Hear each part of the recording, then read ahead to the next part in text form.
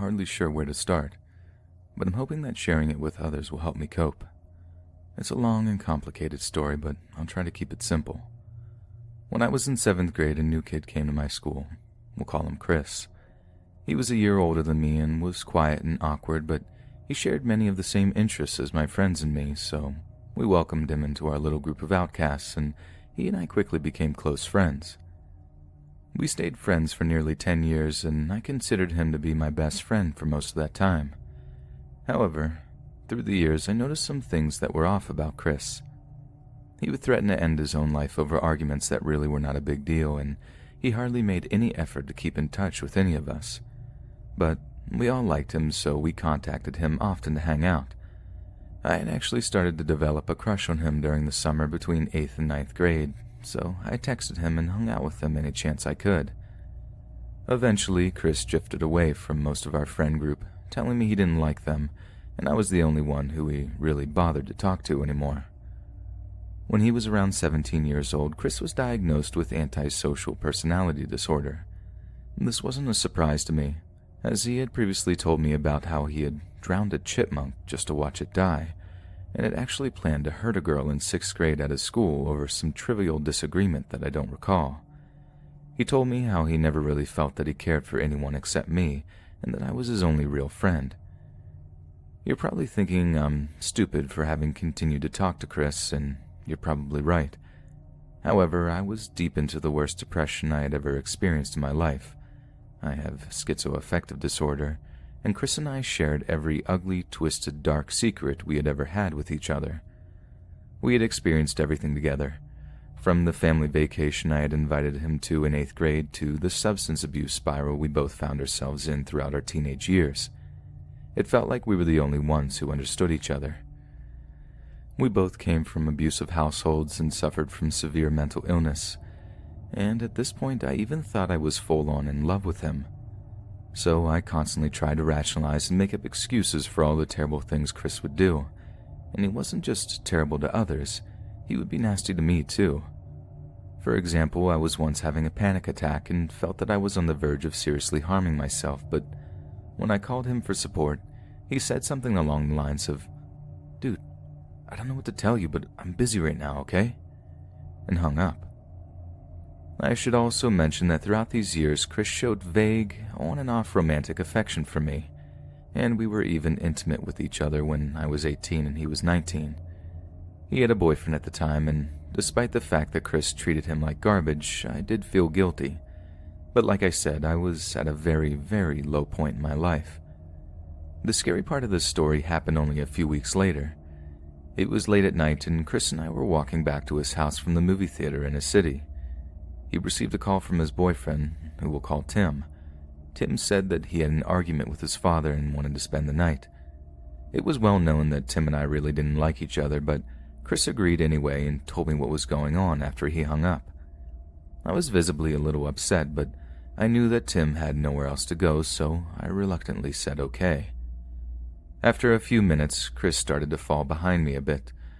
I didn't slow down for him, and I did look behind me every once in a while because, although he was my friend, I knew that Chris had a violent tendency which always concerned me at least a little bit. He abruptly stopped by a bridge and looked over the water, gesturing for me to come look. I looked but kept my distance because he seemed to be acting kind of odd, and I was starting to feel a bit uncomfortable. I knew he always carried a pocket knife, and though I wasn't sure if it was just my anxiety acting up, I suspected he had darker intentions than just watching the river flow. When he realized I wasn't coming any closer, he casually stepped away from the fence on the bridge, and we walked back to his house. Fast forward about a week. Chris and I were talking to each other on Skype, and because the incident still concerned me, I asked him outright, "So, I know you thought about hurting other people before. Have you ever thought about hurting me? You can be honest, I don't actually care." I still don't know how he fell for that. It's pretty obvious that I cared. He hesitated before saying, "Yeah." And he avoided looking at the screen. "When?" "The other day." "Was it when we were standing by the bridge?" "Yeah." He started to pick at his fingernails. What were you going to do? This was mostly just morbid curiosity on my part. He finally looked up as he said, I was going to come up behind you and slit your throat and push you into the river. After some awkward silence, the conversation steered in a different direction, and I pretended to act normal and calm while we spent the night talking as we normally would. However, for the next few months, I was a wreck. I knew what he had said and done was unbelievably wrong, but he was my best friend. I couldn't bring myself to pull away from him. Looking back, I now know that it was so difficult to leave him partially due to my own illnesses and insecurities, but also partially due to his manipulation. In May 2018, the day before my birthday, I finally cut ties with him. I had been avoiding contact with him for about a week prior, and he noticed. He texted me asking what was wrong, and after a series of long texts back and forth in which I explained why I was done with him, he just begged for my forgiveness repeatedly, trying to say how much he cared about me. The conversation stopped. It just stopped. 10 years of friendship, gone, just like that. I was so distraught that night that I actually attempted to take my own life, but fortunately I survived, and almost a year later, I'm almost completely over him. Almost. I still panic when I see anybody with bright red hair, and I still can't bring myself to visit his city unless I absolutely need to. My community college is there, and I actually considered transferring schools to lessen my chances of running into him. I haven't seen him in almost a year, but I'm still afraid that one day I'll see him again. And if there's one thing I know about Chris, it's that he can hold a grudge.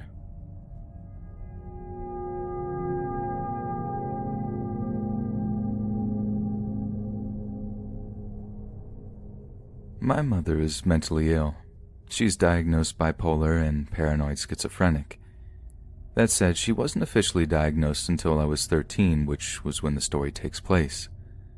Even before this incident, it was clear that she wasn't in her right mind. Her paranoia was religious in nature, and not surprisingly, she was an evangelical Christian. I'm not bashing them, it's just that they can be one of the more extreme versions of Christianity. From all accounts, her illness did not begin until I was 5, around the time that she had lost both parents within a month of each other. My parents got divorced when I was 9, and her illness was so clear that they actually gave my dad custody, which was unusual as the courts tended to favor the mother back then. After the divorce, she took a turn for the worst.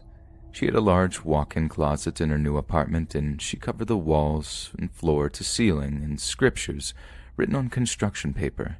She called it her prayer closet.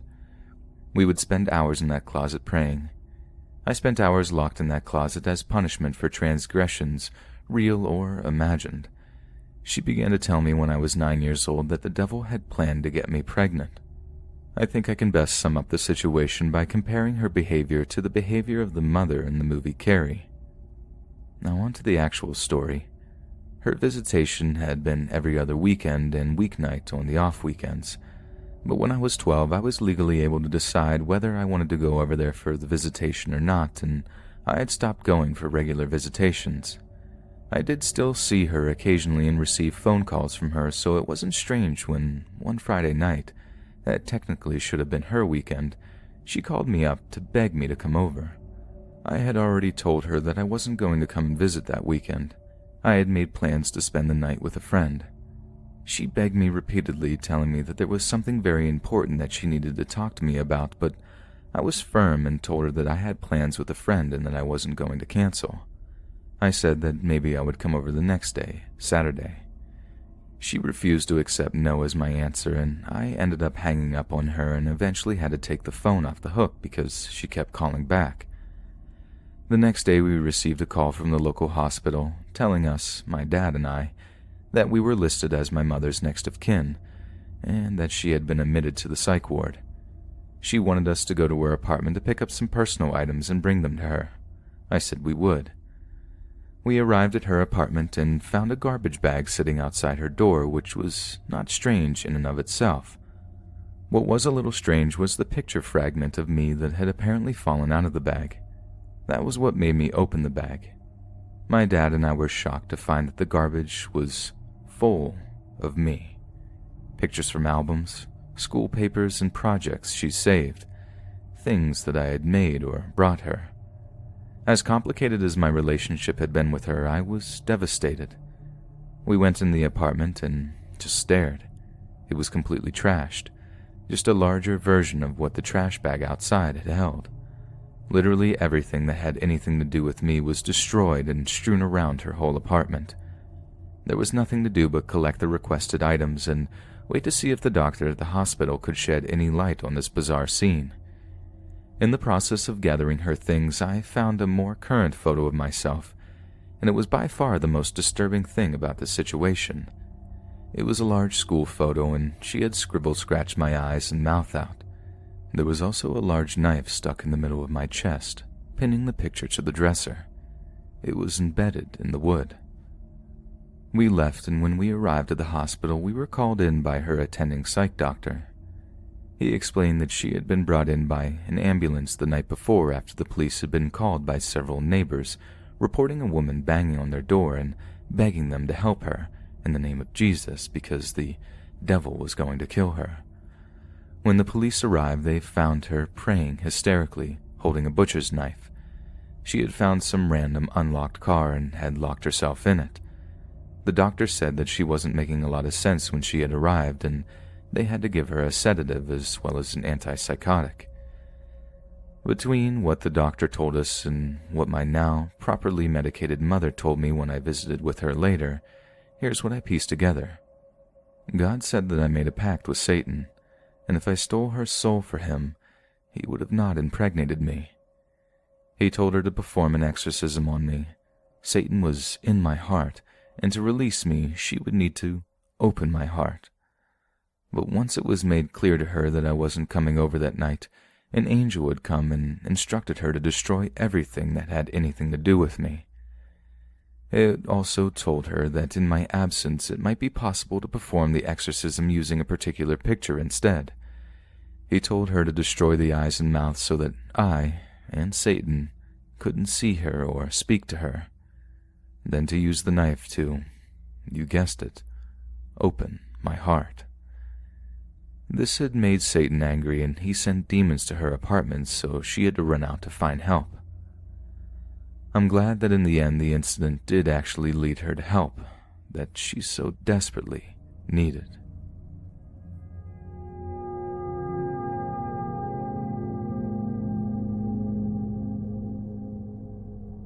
I am a female, 17 years of age. I'm very petite, weighing about 100 pounds, standing at 5'3".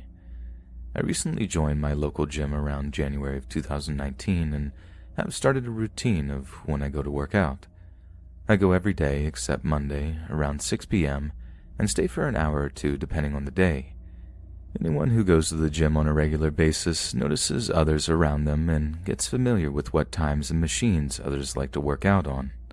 And if a new person comes, you usually will notice. My point is that you get used to these people being in the gym with you, whether or not you communicate with them. As a girl who goes to the gym, from my experience, you will get the occasional glance from a weirdo or make awkward eye contact with someone staring at you in the mirror. But all you can do for that is stare back at them dead in the eyes and give the nastiest look of disgust. Now, the time that I go to the gym is about when everyone starts to leave. I am very antisocial and shy, so this works out great for me, or so I had thought. I also figured having some alone time would be nice, and if something were to happen, they have cameras everywhere. Stupid way to think, I know, but knowing that you have to have a keycard to get into the gym and one to get out was somewhat of a comfort, along with the cameras. For this last month of me doing my workouts, I got this weird vibe from this one random guy who we'll call Randy. And like I said, you usually get people looking at you, so it's hard to tell if someone is truly a great threat or just someone being a creep. Either way, both are bad things, but it's difficult to distinguish the two. I told my mom about this Randy guy because my gut was telling me something and I felt I needed some advice. She told me we should tell the manager and have them kick him out. But me, being naive and nice, I didn't want to kick a guy out for just giving me the creeps, and I didn't think it was a good argument at the time. I started to notice some of the other girls weren't coming as regularly as they would. I brushed this off, thinking that they either had work or were out of town. None of my business, I know, but it was something to take note of. The staff at my gym leaves around 6:30, and I started to notice that Randy was coming in almost exactly when the manager and staff would leave. I didn't pay too much attention to this, as he could just be a regular person trying to work out at a specific time due to his job or something. Huge mistake. The reason for me trying to rationalize this was because I constantly saw Randy, so I considered him to be one of the regulars. Now this is where the story actually begins. I went to do my daily workout, and the manager, let's call her Alyssa, came up and talked to me about some of the other girls who worked out at the same time I did. Apparently these girls filed a complaint about Randy secretly recording them while they worked out. The girls changed their workout schedule due to Randy, which explains why I saw less of them. She asked me if I had seen any man holding their phone up to their chest and walking with the camera pointing outwards, and I said no, but I told Alyssa about how this random man, Randy, was starting to creep me out, and she said that she would look into it and keep me updated on the situation, especially since I'm underage. The next day, Alyssa talked to me and said that one of the girls who complained about him pointed him out on their cameras, and that she was going to wait for Randy to come into the gym and kick him out. I left that night, not knowing what happened because Alyssa was still waiting after I left. I came back to the gym the next Tuesday, and Alyssa told me everything that had gone down. She had said that she waited till Randy and his buddy, who we'll call Kyle, came to the gym and were parked outside. Alyssa had a friend who was a sheriff and looked Randy's license plate up, and to both of their surprise, he was a registered offender and had been put on probation. Alyssa then found out that Randy didn't even have a key card, meaning he was not a member at my gym and shouldn't have been using the gym, period. His friend Kyle had a key card and was letting Randy in, and they would work out at the same time and wait for the staff to leave. Alyssa prohibited both men from entering the gym again and kicked them out. The scary thing is that I remember being alone in that gym with these two guys very often. They blended in very well, and I considered them a normal workout person I saw constantly. I'm still not sure if I was recorded by Randy or Kyle, but Alyssa told me that she was going to look through the footage and let me know of any other news, such as him recording me not knowing. It's terrifying to think that I got accustomed, you could say, with these guys being at the gym so regularly. I'm so thankful that Alyssa kept me informed on the situation. As terrifying as it is, it just shows you that you should always be aware of what's going on around you and trust your instincts. It also shows to never trust anyone you think you might know. As stupid as it sounds, it's easy to get comfy with people we see every day, even if we don't know them. But who knows what might have happened if I caught Randy and Kyle alone again. Please be careful and cautious at all times. Never judge anyone to be a good or bad person until you know them. You never know who might be out there to hurt you when you least expect it.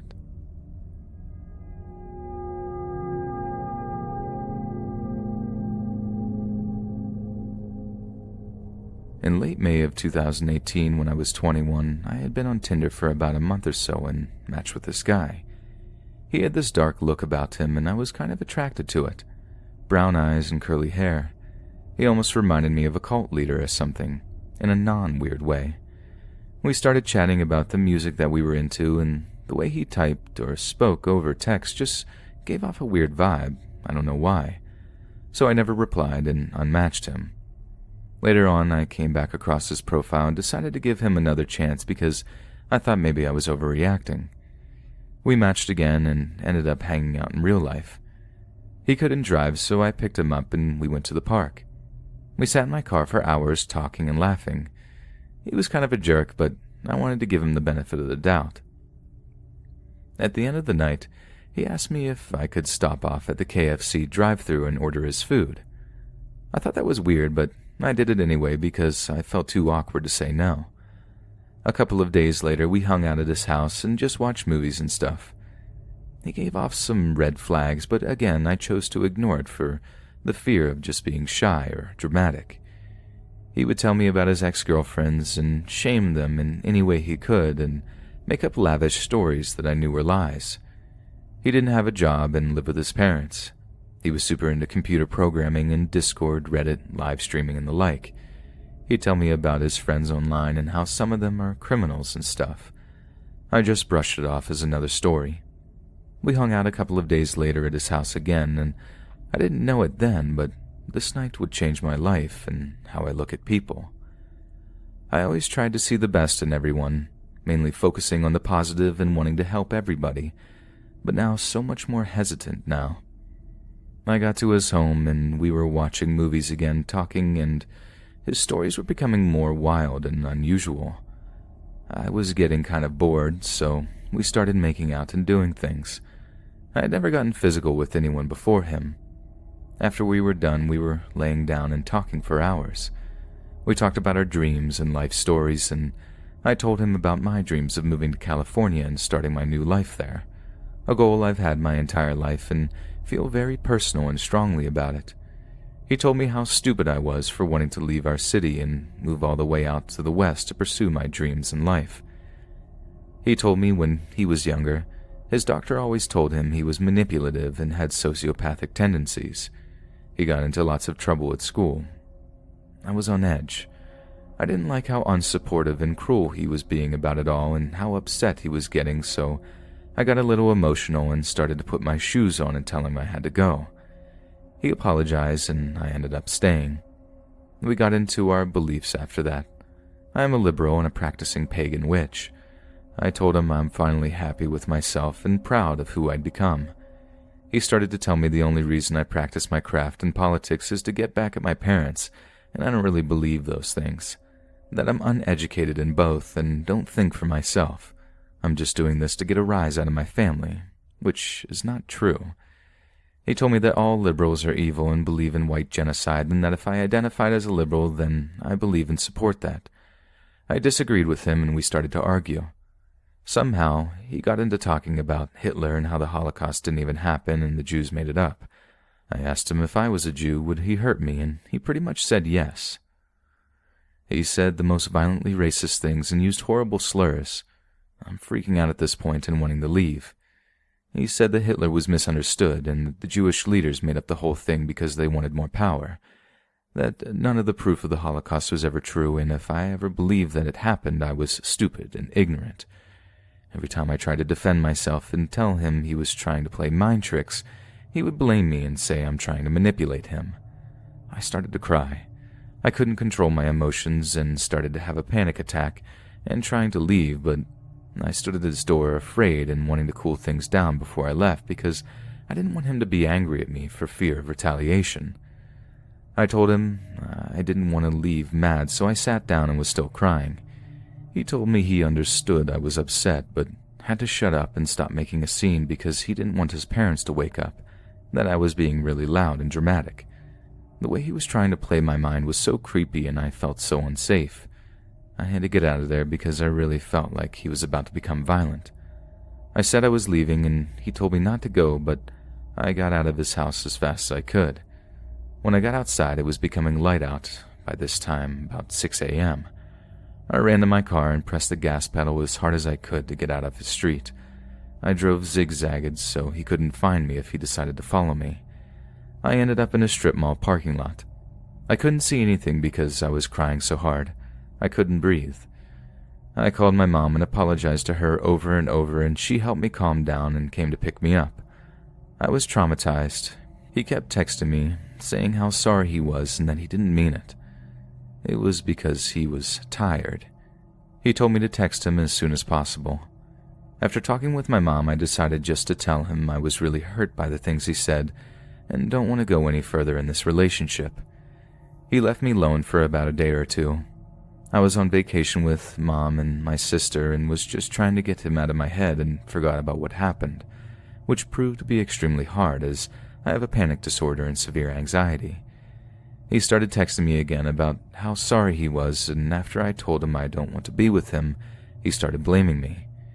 He sent text after text about how I completely abandoned him after only knowing him for a week, and that I gave up on him because I found someone better and ditched him, which was not true.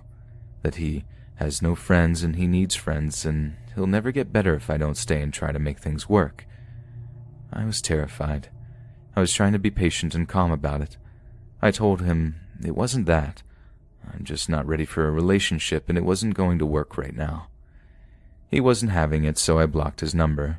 He texted me from a made-up number yelling at me for blocking him and how I can't be an adult and face him, that I was just hooking up with some other guy. I told him I wasn't and blocked him again. He made up a new number and texted me that he's going to run a facial recognition software on my face to make sure I wasn't back on Tinder or another app. Luckily, I deleted all of them the day he went insane on me. There was a lot more, but I blocked out so much over time. I ended up just ignoring him, and he went away like that. I would get triggered and have panic attacks about it for the next few months. Eventually, I ended up mostly forgetting what he looked like and try to repress all the memories of that night and the nights after. I was okay again and even went on a couple of more dates with new people. Until yesterday, March 23rd, 2019, I was watching the news with my mom right before work and a mugshot of him appeared on the screen. Man arrested for terroristic threats on Facebook. Messages sent about wanting to blow up 9,000 good kiddies at a school. Asking how many explosives it would take to end them all. I ran up to my steps and broke down. I couldn't breathe and was panicking worse than I have since the night with him almost a year ago. He looked so deranged and different. His mugshot was almost identical to the infamous Charles Manson one. I felt so scared and sick to my stomach. I had to hold back from throwing up. I knew one day I would see him on the news for something. I knew he looked like Charles Manson. I knew I had a bad feeling about him from the beginning, and I went along with it, ignoring my intuition. I thought it was over-dramatizing it for months, and it wasn't as bad as I thought it was, that maybe in hindsight it wasn't as scary as it was while it was happening. My friends thought I was being overly sensitive, but no. Everything I thought in the beginning was right, and I should have trusted my gut. All the memories, guilt, regret, and trauma is back now. Since yesterday, I've been so scared and anxious. I can't get his face out of my mind. I have to keep rereading the article because I can't believe it. I mean, I can. I knew he would get caught for his actions eventually. I just can't believe it happened so soon and for something so insane. I've been thinking about posting my story here since it happened last year, but never thought anyone would understand how chilling it truly was until he got arrested. Guys, be safe when you online date. If the person seems off, they probably are. Trust your first instinct.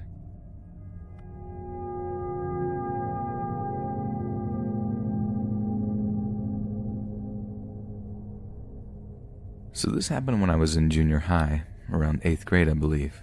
I'm 16 now, and this experience still makes my skin shudder. For some background to this story, I went to a fairly large junior high. The kids I went to school with were extremely immature and tended to get into excessive amounts of trouble, just like you'd expect from junior high students. To try and keep the students under control during passing periods, some teachers would monitor the hallways until the late bell would ring after each period. My last period happened to be math. The teacher monitoring the hallways in the part of the school where the cluster of math classrooms were was named Mr. Donaldson.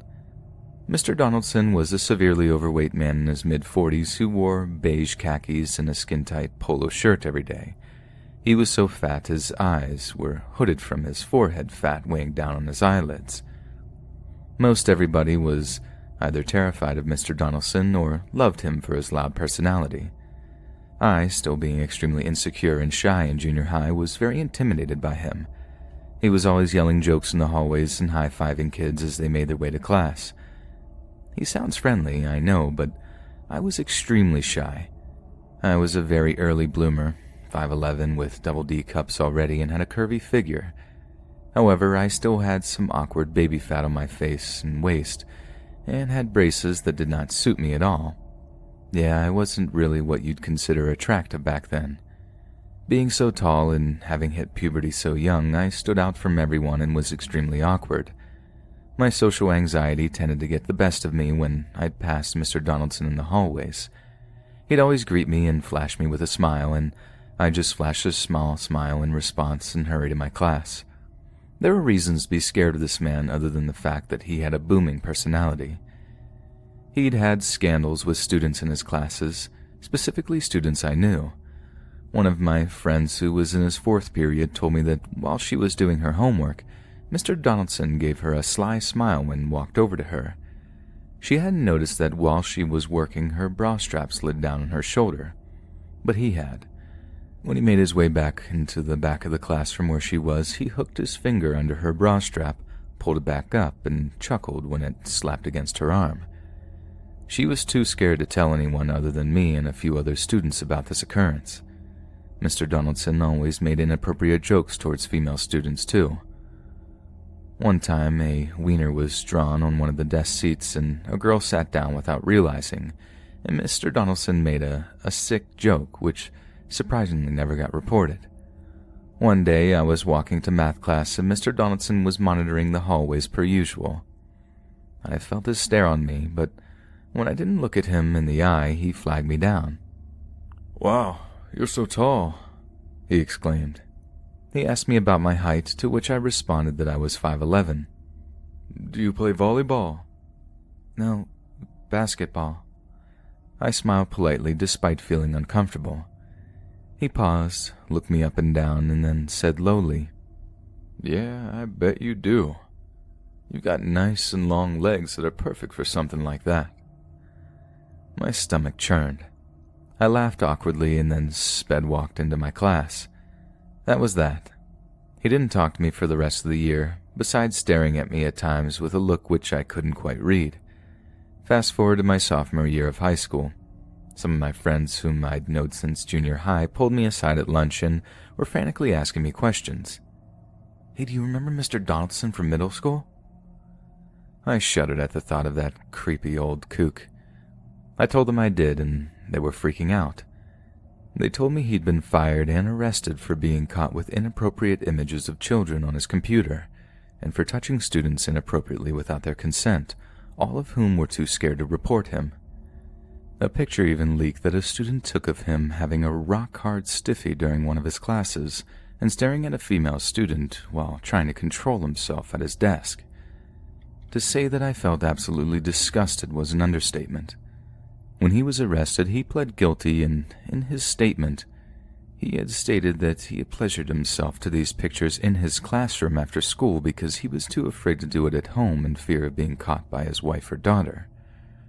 Remembering my encounter with Mr. Donaldson seemed insignificant compared to other unfortunate experiences that other girls had to go through with him, but just remembering the way he slyly commented on my legs and the look he gave me, it makes my stomach twist in an unsettling way every time. Mr. Donaldson, you sick monster, I hope you rot in jail and never come in contact with a child ever again.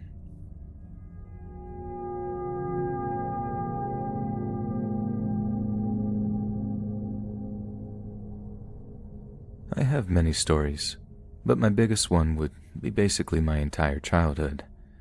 Forgive me if I seem like I'm rambling at times. There are about 8 years of pent-up terror this house ensued on my family and I, and these are just a few stories throughout those years. I am the youngest of 3 girls. We'll call the oldest sister A and the middle sister B. The house was a seemingly quiet ranch-style home, 3 bedrooms upstairs and 3 down. My sisters and I had the rooms upstairs, and my parents had the entire basement to themselves, which they enjoyed quite fondly. The house always felt off. For instance, just walking in the door brought on a great feeling of despair, but intensified the further downstairs you went. But I was 5 or 6 when we first moved in, so I didn't pay much mind to the fact. You would hear footsteps not only at night, but any time during the day, running coming from up the stairs, but no person to accompany them. Lights turning on and off, items disappearing, the usual hauntly things. The most frequent happening would be the overwhelming feeling of being watched, especially in the bedroom. The feeling became so uncomfortable that my sisters and I would often bathe and accompany each other in the bathroom to not feel so vulnerable. If you had to go to the bathroom in the middle of the night, you better hold it, or rush, hoping whatever was watching you wouldn't catch you. I became accustomed to not drinking right before bed. My room was my sanctuary, like any growing girl's would be. While laying in bed one night trying to fall asleep, I heard voices coming from the closet. Very distinct children voices echoing from behind the heavy wooden doors. I squeezed my eyes shut and held my breath, hoping that would make them go away. I heard, "Shh, she'll hear us." As I bursted my tear-pricked eyes open, there, not even 3 feet in front of me, stood the apparition of 2 children, a boy and a girl, wearing clothes obviously not from the 1990s era that this happened in. Their faces shrouded from the shadows of my nightlight, and they appeared to stare into my soul. I screamed so loud, my sister came tearing into the door and held me tight. I tried to stammer out what happened, but my voice was entirely too shaken to even make sense. From that night on, I slept in B's room, too afraid to be alone in there now as well. While B and I were doing chores one day, I was alone in the dreaded bathroom, scrubbing the bathroom, when suddenly I felt a strong press on my shoulder and heard several loud pops followed by a sizzling sound. I turned around to gloss over the sink and 3 light bulbs, flickering until they burn out completely. I scrambled to my feet only to be shoved down sharply before B came strolling by to take something to her room. I ran out and proceeded to tell my dad, who in turn scolded me for breaking the lights. As the years progressed, the countless entities made their presence known. So far, there were the 2 children in my room, the old man who watched you bathe. I've never seen him actually, just more felt him, and another one, Tessa.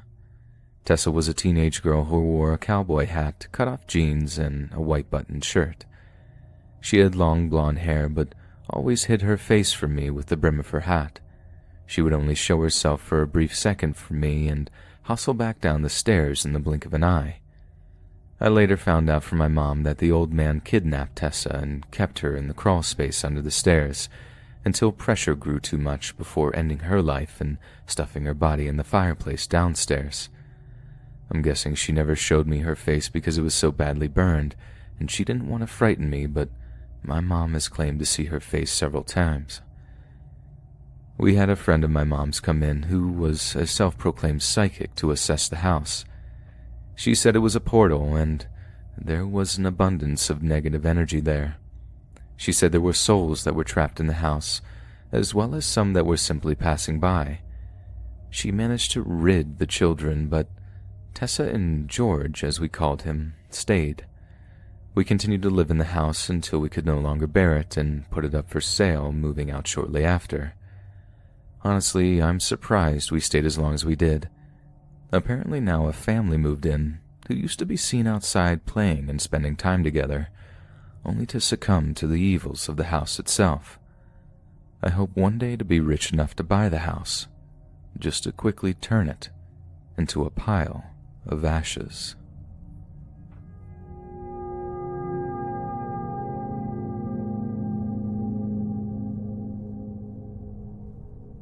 Although this haunting isn't directly happening to me, I still felt the overwhelming urge to share it.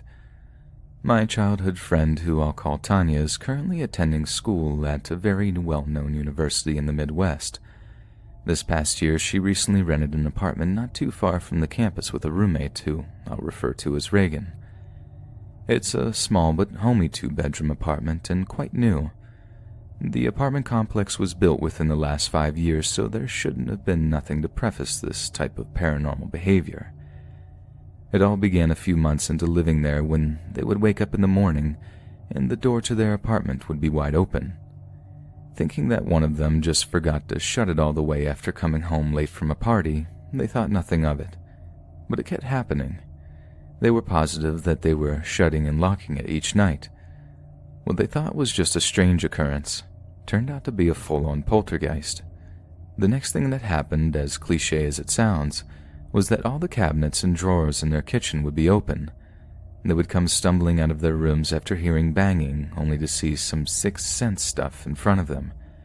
They regularly began to hear heavy footsteps outside of their rooms and rapid banging on their doors. Despite this sounding absolutely terrifying, it gets worse. Tanya and Regan would often talk to each other through the walls, as their rooms were right next to each other. Them both being lazy college kids, it avoided having to get up and walk to the other room. My friend Tanya was out for the night with her boyfriend when she gets a text from her roommate. "Hey, thanks so much for understanding why I can't go to that party with you tomorrow night." My friend just replies with a question mark, not knowing what she was talking about. Tanya then gets a call from Reagan. Reagan starts the conversation by sarcastically asking why Tanya is playing dumb. "We just talked like 5 minutes ago about the party. You said it was cool if I didn't go." Tanya was completely unaware of that whole conversation. 5 minutes ago, she was out eating pizza with her boyfriend. Tanya explains that she hasn't been home for hours and doesn't know what she's talking about. Reagan began to hyperventilate and cry out, "Then who was talking to me through the wall?" Apparently the voice had sounded just like my friend Tanya, which is why Reagan wasn't suspicious. I'm not sure if it's common for a spirit to be able to completely copy a person's voice or if they're dealing with something completely different. If anyone knows, please let me know so that I can help them deal with their issue, but it doesn't stop there. A similar situation happened to Tanya. It was late at night and she was studying in her room. Reagan is a music major and often has to practice her scales at night. Tanya can always hear her humming melodious tunes through the wall. That night, as usual, she heard Reagan humming her scales and thought nothing of it. It always soothed her while she was cramming for her next big test. It wasn't until the singing slowly started to get deeper and deeper until there was absolutely no way that those notes could have been sung by a small 120-pound woman. Impressed, Tanya goes into Reagan's room to ask how she was able to hit such a low note. When she opened the door to her room, it was completely empty. Her roommate had been out for the night visiting friends. Tanya said she was so scared she didn't sleep in the apartment for a week. My friends said that these occurrences are so frequent now that they just become a normal thing in her life. She has begun to get less perturbed by the footsteps outside her room and the voices she hears on the other side of the wall. One thing Tanya cannot seem to get used to is that when things will vanish in her apartment, these occurrences frighten her the most. I was confused when she told me this. Why would things go missing scare her so much? She explained to me that it was not something small like keys or jewelry going missing. It was giant lamps, chairs, coffee pots, and mirrors. She told me something that has enough power to make a thing as big as a chair completely vanish and then reappear days later is truly concerning. If it can affect an object as big as that, what is it stopping from physically harming her?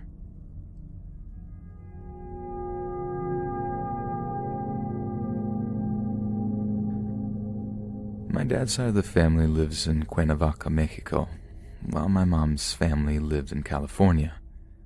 My friends fell in love from the same Californian high school, got married, and both decided to start a family in the U.S. Shortly after settling in, I was born.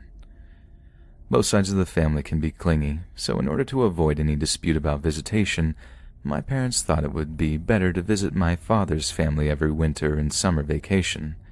I had no problem with it. I enjoyed spending time with family members, cousins, participating in posadas and other holiday traditions. My younger sister was born when I was 7, but that didn't stop visiting trips. It wasn't until it abruptly stopped when I turned 9. I felt weirded out. I would ask my parents why we couldn't visit each time, but each time they would say various excuses that never made any sense. Your grandma is sick. I say it didn't make sense because Grandma from Mexico would always call to talk to me, see how I was doing, and to persuade my parents to visit her. Obviously, she wasn't sick. I slowly began to give up on repeating my question to get the same answer. It wasn't until I was preparing a trip overseas for summer school that my parents sat me down and told me the truth, the real reason why we stopped visiting. On our last day in Mexico, we usually called a van cab to help with luggage and transport us to the airport in Mexico City. It was quite a drive from Cuernavaca to Mexico City, so I would always stare at the window for a good half hour, eventually dozing off. According to my parents, things were as usual until a vehicle that was off on the road began to follow them. The cab driver noticed and thought it was just a highway patrol checking to see that there's no suspicious activity. My dad knew something was off. First it was unmarked, kept following at a certain distance, and made the same turns the cab driver was making. Finally, the cab driver had enough and pulled over where he confronted the man following us. But as soon as my dad saw the man's back seat open, he yelled to the cab driver to get back in the van and drive. Thankfully, when he pulled over, he left the car on so no need to restart the van, and we sped off. My mom said I kept slowly waking up during the chase and simply told me the road was bumpy and to go back to sleep, as she covered my ears and wrapped me in a blanket with my sister by my side. After reaching just a few hundred meters to Mexico City, the men were no longer behind us. My parents knew if they became hysterical when my sister and I woke up, it would just make the situation highly unnecessary, so they don't speak a word about it. My dad jokingly gave the driver a huge tip and thanked him a million times for that narrow escape. 2 days passed after the incident, and my mother was watching a television channel and looked in horror at a breaking news headline. A family of 5 were found dead with machete marks on the same road we took to get to Mexico City, and the 2 suspects that were in custody were the same 2 men that tried to chase us. She called my dad immediately and cried softly as my sister and I were playing outside. Since then, they were terrified to go to Mexico. The thought of that just aches my heart of how life can turn for the worse in an instance. I had no clue that that was going on. I only wish that my parents would have reported it to the police, but of how corrupted it was and still is now, it would have been meaningless. For the unfortunate family that lost their lives to those awful men, I am sorry, and I send my condolences to their family. Please be careful out there, not just in Mexico, but in general. Anything can happen, even in daylight. If the cab driver had turned off the engine completely when he pulled over, we wouldn't be here.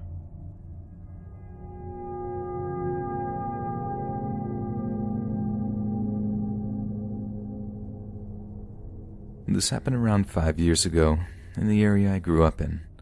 Back then, I was up to no good, but I have since turned my life around.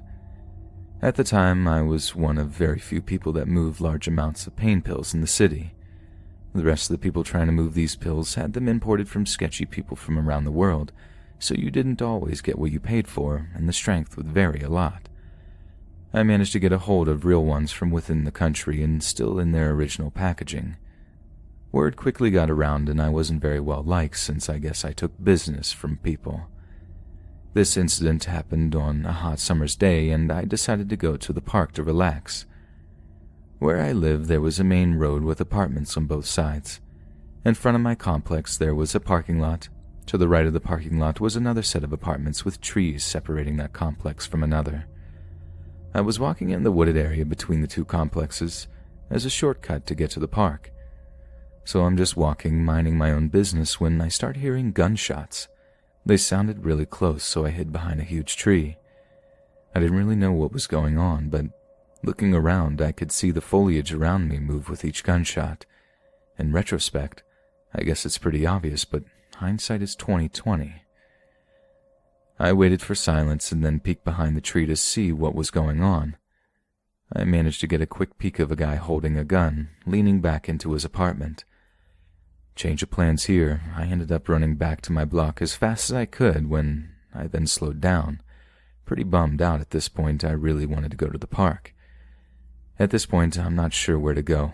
Home might have been a good idea, but before I was able to give it much more thought, I saw 2 guys appear behind me.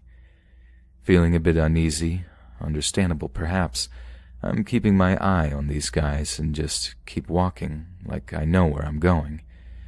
It was weird. They didn't really talk to each other, and they kind of split up on the walking path still heading towards me. This is when I start to realize that something definitely isn't right. I up my walking pace to test it out. That's when one of them reached for something in his pocket or waistline. I couldn't really tell because I just took off again.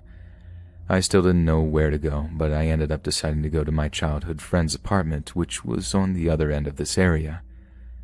Her apartment complex had a code which she usually kept me up to date on since we'd hang out a lot, but back then, I'm not sure if it's still like this, but the code changed every few months or so. I finally make it to her apartment and punch in the code. Wrong code. So I try again. Wrong code again. So now I'm panicking because I can't see the guys anymore, and I can't get into this stupid building. I called her phone, and luckily she was home and buzzed me in. I ran up the stairs and explained the situation when I got inside. We played cards and just hung out till the evening. She offered to walk me home, but I declined. It just felt a bit unnecessary to put her at possible risk. I ended up getting home safely. A couple of weeks before this, 2 people had picked me up and tried to carry me into their car while I was on my way to pick up some food that I had ordered. I have a feeling that they are the same people, but as I was struggling to get away, I couldn't really see the shooters' faces very well. Probably from all of the adrenaline.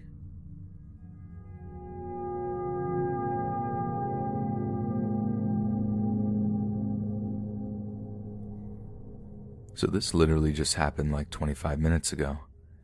It's not really a scary encounter or a scary story, but it's unexplainable, which makes it kind of scary, right?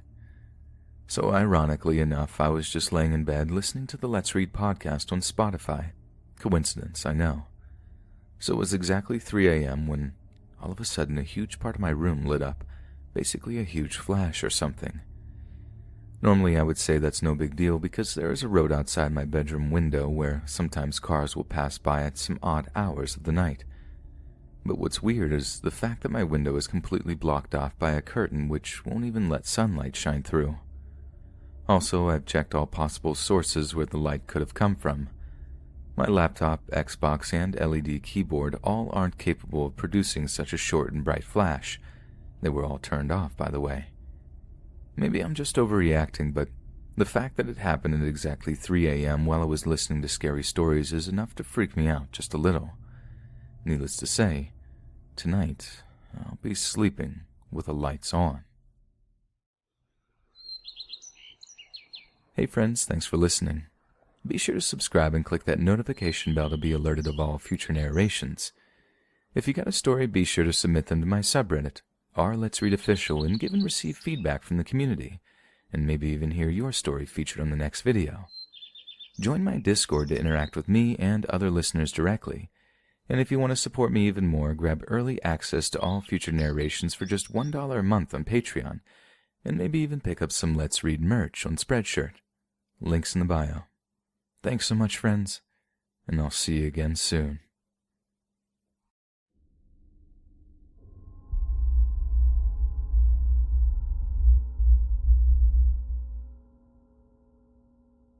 I live in a major city in Texas. My apartment complex is gated and in a good neighborhood, but the security isn't extremely tight. Sometimes the gates are left open and anyone could piggyback off of someone else entering with the access code. Maybe twice in the past 3 years, the management has put out notices of vehicle break-ins and other items being stolen from porches. We also have frequent door-to-door solicitors, even though there are signs forbidding it. So this particular Friday evening, I go to bed at about 2:30 a.m. For some odd reason, I was having trouble getting to sleep, so I put on a podcast to listen to and eventually start to doze off. I become aware of a noise that sounds like a clicking sound, but it sounds like one of my upstairs neighbors making some noise. I kinda zoned this out, as I'm used to my neighbors staying up late on weekends. After about 30 seconds, I realize the noise is extremely repetitive and getting louder. I then start focusing on it more intently, trying to isolate what it could be and where it was coming from. Suddenly it hits me. It's coming from the entrance to my apartment.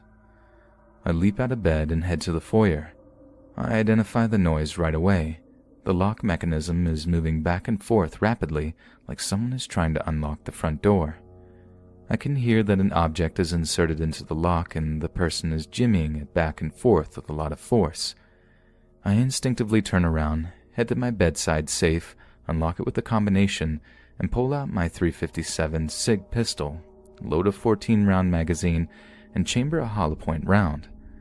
I head back to the door, and as I exit the bedroom, I see the lock twist and unlatch. I immediately pointed my weapon straight ahead, knowing that if someone comes through, I will have to make a split-second reaction. I decide that if someone comes through my door, I will give them a momentary chance to retreat, but if they do anything other than that, or enter aggressively, I'm going to shoot and ask questions later. They don't enter. However, because I had also locked the deadbolt inside only, when I first moved in a year prior, I remember thinking that the deadbolt was a great security feature, and I got in the habit of always keeping it locked when I'm home. In hindsight, this decision saved me from a life-or-death confrontation. Upon realizing that, I approached the door and looked through the keyhole. On the other side are 3 Asians, 2 men and 1 woman. All 3 are wearing hoodies, so it's difficult to make out their faces. The men have objects in their hands, but I can't make out exactly what.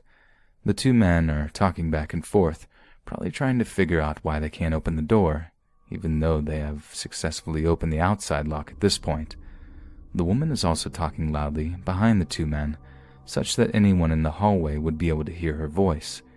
She's talking in another language. The only words I can make out are blah blah blah, apartment 250, blah blah blah, and she keeps repeating that over and over like a broken record.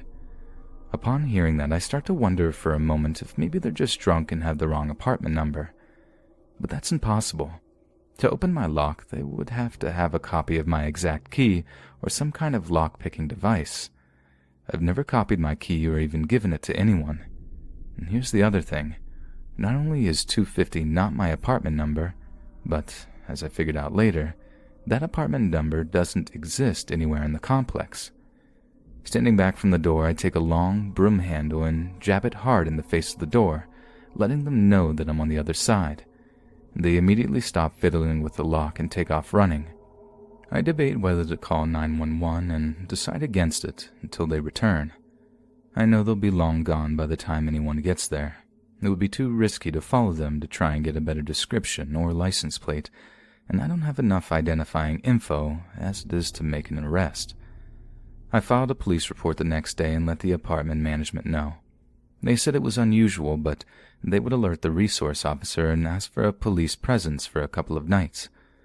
Nothing ever came of the report, but that's not a surprise to me. It's been 7 months since this happened and no further incidents. Nobody else in the apartment has reported anything similar happening. I don't think they'll be back, but one precaution I took was to buy a smart lock for the deadbolt, so I can leave that deadbolt always locked from the inside, even when I'm not home. It's crazy to think that the deadbolt was the only thing between myself and an armed confrontation with intruders. They say you don't really know what you'll do in those situations until it really happens, but I can honestly say I am proud of how I stayed calm and was mentally prepared to defend myself. If there's one good thing that came out of this, I feel confident that I responded the right way and was ready for the unthinkable.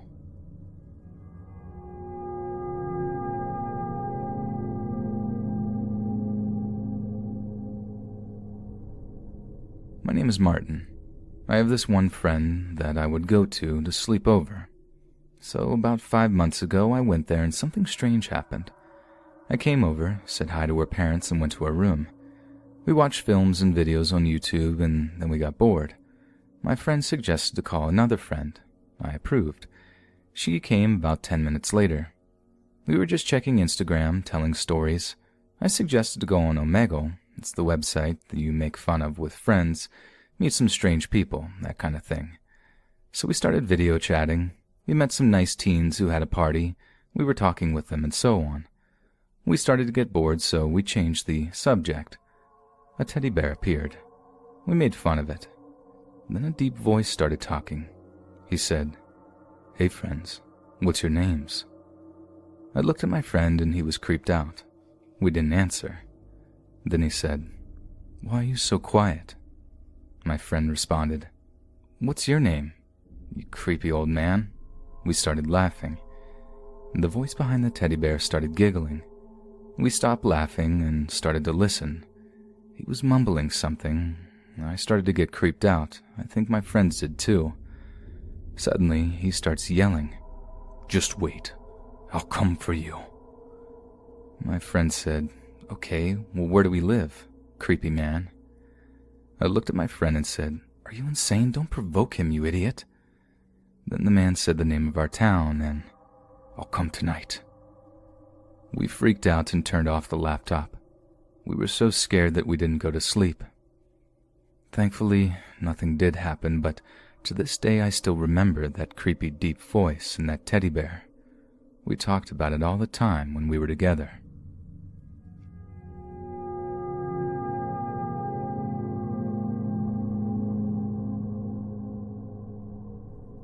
I was 11 years old when my family moved to a new town. It didn't take long before I made a new friend down at the end of the block. Her house was located in the corner of a T intersection that dead-ended into a field with lots of trees and a tiny shallow stream. My friend and I sometimes played there, but generally did not go more than 20 feet into the wooded property.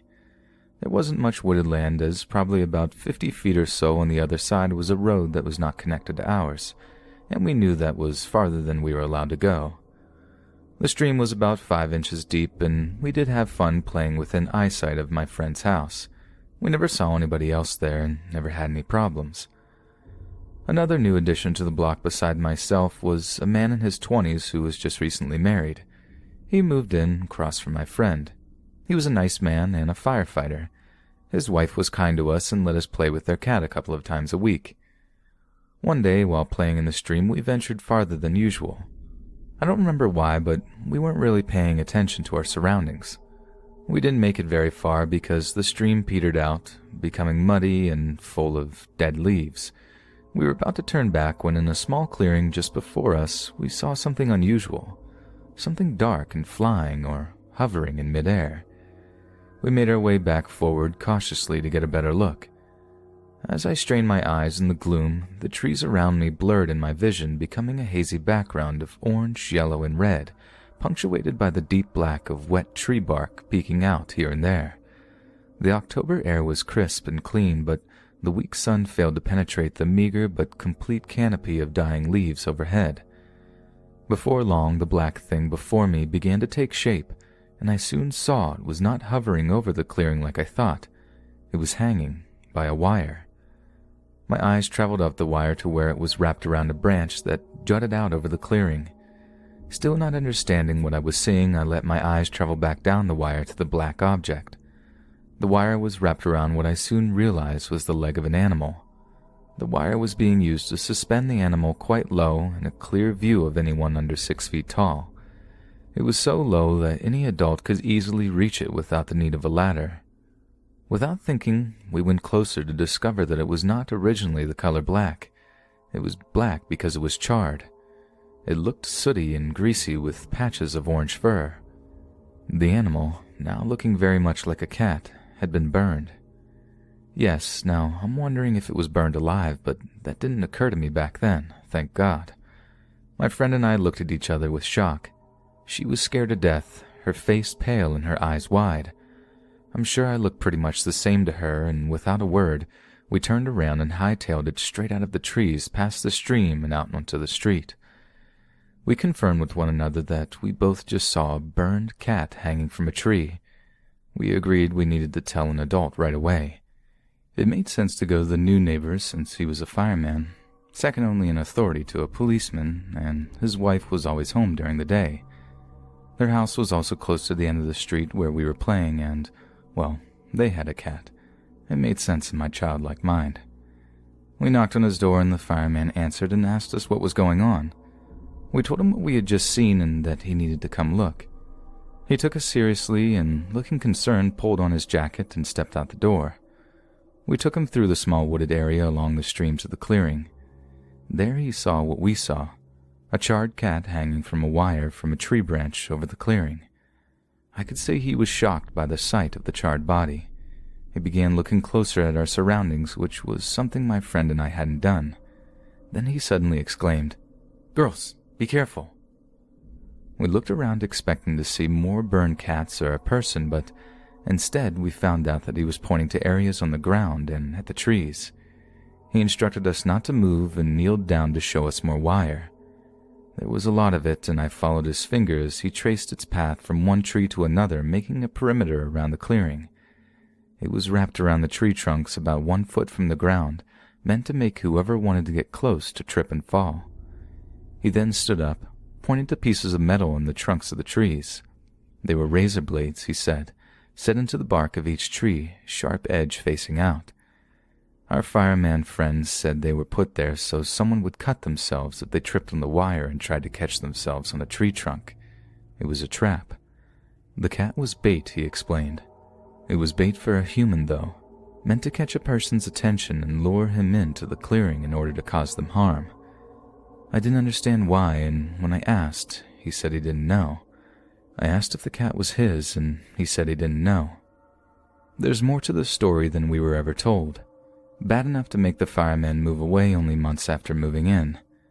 I had never seen anything like this before, and it took me a long time to understand the level of hatred and malevolence that was behind the act of burning my neighbor's cat, not to mention the illness of someone who would booby-trap an area against innocent children. It was scary and surreal, and had left quite an impression on my young mind. Whatever was going on, whether it was meant for us kids, our neighbor, or someone else, I hope to never see such a thing again.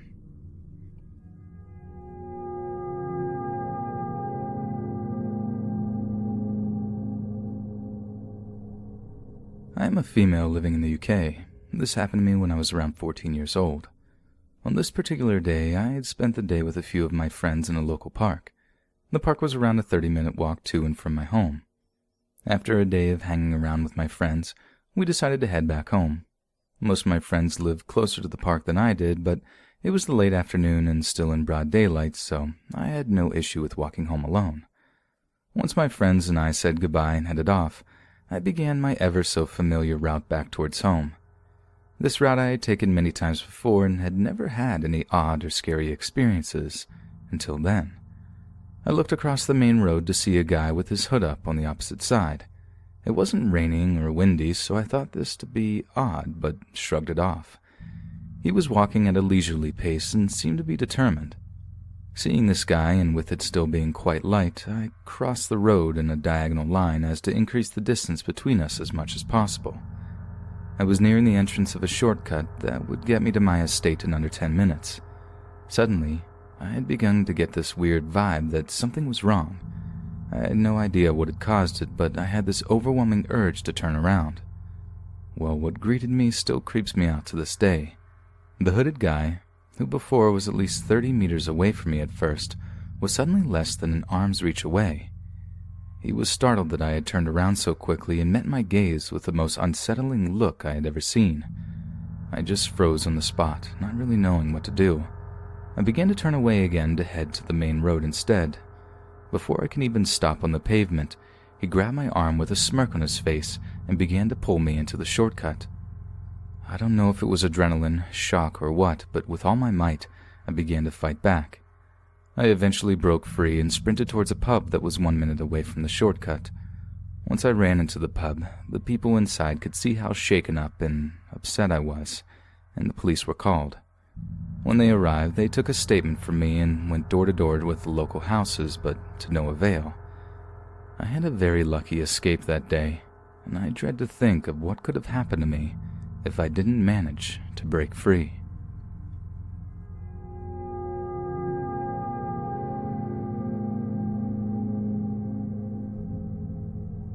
At the time this event occurred, I was working as a host-server at a local restaurant in my hometown.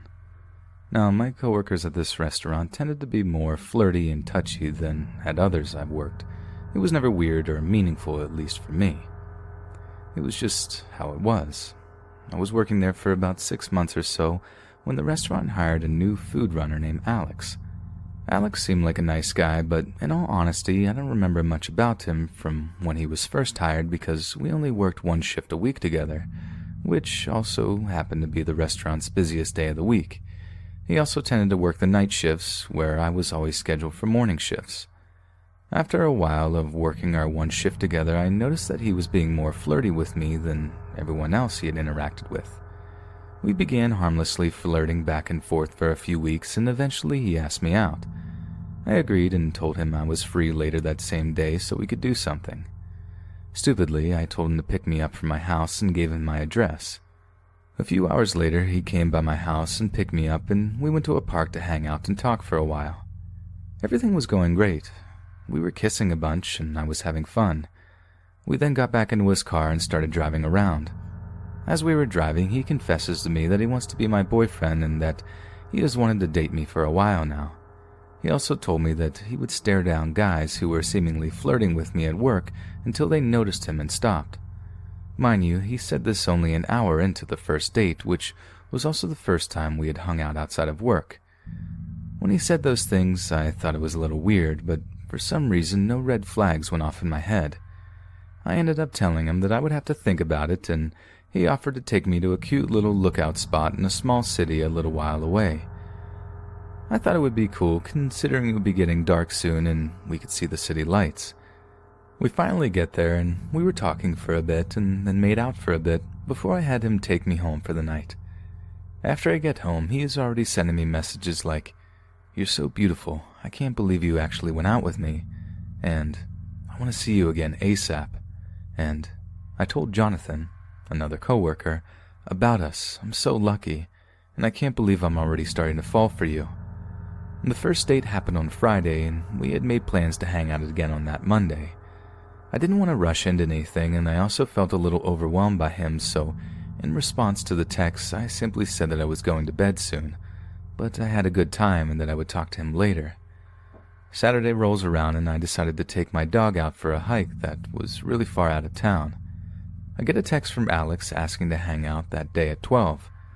I told him that I was down to hang out, but I wouldn't be around in time to hang out at 12. After I sent that message, I lost cell service and figured that would be the end of it. At about 2, I turned the corner into my neighborhood to find him waiting for me parked outside my house. I was taken aback and asked why he was outside my house. He was beaming as I asked, and he said we were supposed to hang out. I told him that we hadn't made any solid plans and that I was very surprised to see him outside. He told me he only had 30 more minutes before he had to go to work and that we should hang out.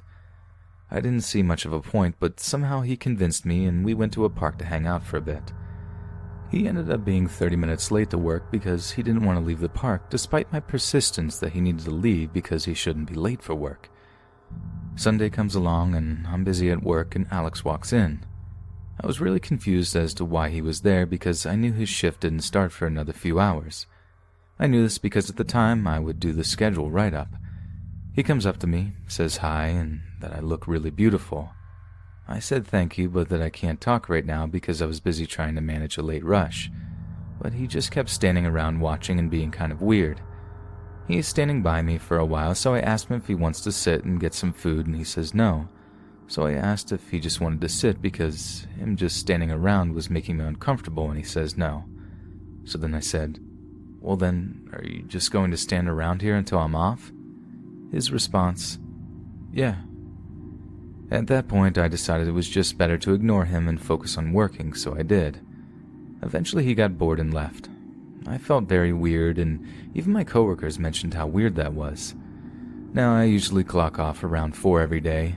However, because of the late rush we had that day, I got caught late completing side work. As I was clocking off, I noticed that it was 4:45, and Alex was late for his shift, which started at 4:30. I figured maybe he came in through the back and I somehow missed him, so I finished clocking off and looked outside to my car. As I look at my car, I notice his car parked right next to mine, with him in it. I stood there for a while, wondering why he wasn't coming in, until it hit me that he was probably waiting for me. I nervously tell my coworker what I just saw, and she wishes me luck leaving and promises to watch me to my car. I walk out to where the cars were parked and tried to ignore him, but he tries to scare me as I go to unlock my car. He yelled something like, "Hey, what do you think you're doing?" I can't fully remember exactly what he said. He then gets out and tries to kiss me. For some context, I had mentioned to him earlier that day when he came in that I don't want him kissing me at work because it was unprofessional. But now that I was out of work, he immediately went to kiss me. After what happened earlier that day, I didn't really feel comfortable enough to let him kiss me, so I told him I didn't want to mess up my lipstick. It wasn't a complete lie. I had spent a lot of time getting my lipstick to look good that day and didn't want him messing it up. I told him this, but he didn't listen and kept trying to kiss me. After a few more deflected attempts and him telling me it didn't matter because I was just going home, I told him I should go and tried to get into my car, which he was standing in front of. He let me in and I rolled down my window to say goodbye. Before I could even get the words out, he comes through my window trying to kiss me. I turned away, but he kept trying to kiss me even though I had told him not to.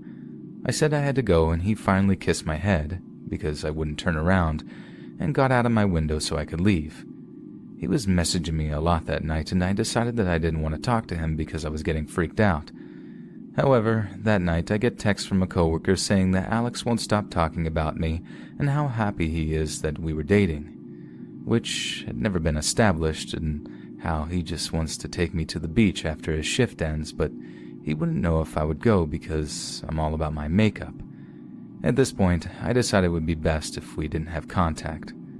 The next day, we met up in person and I told him that I wasn't looking for a relationship right now and it wasn't going to work out. He asked if I still wanted to hang out with him that day since we had made plans. For some reason I told him yes, and we went to another park to hang out. We were sitting on a tire swing together, talking, and he pulls out his phone and starts recording me. I really didn't want to be on camera and block my face, but he kept shoving his phone in my face telling me I'm beautiful. For a few minutes it was really this uncomfortable back and forth of him trying to get me on camera and me saying I don't want to be. After a while, he gave up and asked again if I was sure that I didn't want anything from him, and I said yes. He then grabbed my face and started kissing me.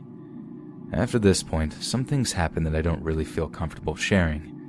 What happened left me with some minor PTSD that I am trying to work through, and has unfortunately already fractured and ruined some friendships for me. After what happened, I never wanted to see him again, and messaged him that I was sorry if I was unclear or led him on, but I did not want any form of relationship with him. He responded with paragraphs saying how amazing I was and how he'll let me go for now and to have a good future. I thanked him for respecting what I said and figured that was the end of it. He later on sent me a breakup love song, but I ignored it. I figured that was the end of everything. However, the next time we worked together, he cornered me and started trying to ask me questions about why I didn't want to date him. I told him that he was very overwhelming and I was not looking for that. I didn't want to talk to him and just said whatever would end the conversation fastest so I could walk away. That was the last shift we worked together, and thankfully, due to a great friend at the time, I was able to take off the only shift I worked with him for 3 weeks straight. When I was gone, though, he kept asking all my coworker friends about me and even tried to message me, asking where I was. I didn't want any contact with him and decided it would be best for me to just block him. About a month after everything, I got a Snapchat notification from Alex requesting to be friends again. I considered friending him, asking him to leave me alone and then blocking him, but after some thought, I figured that just blocking him would be a better option, so I did. Now, 3 months after everything, I get an Instagram notification saying that Alex had requested to follow me.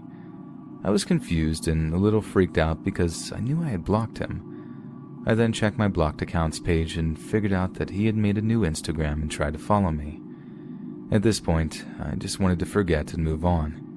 I asked a coworker of mine, who happens to be Alex's friend, if he could just tell Alex to leave me alone. Hopefully it will get through to him. This coworker told me that Alex has a history of charges and that he doesn't understand how far is too far.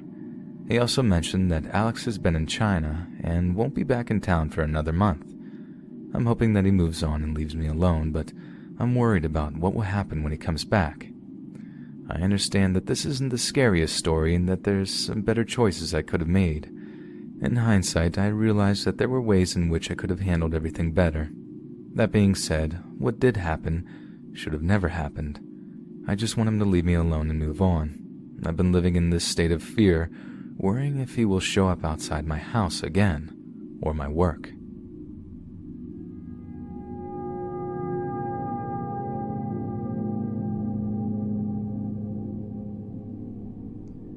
Now, Christmas is where I go all out. It's my favorite holiday of the year and nothing can stop my Christmas spirit. Unless if it's what happened this year.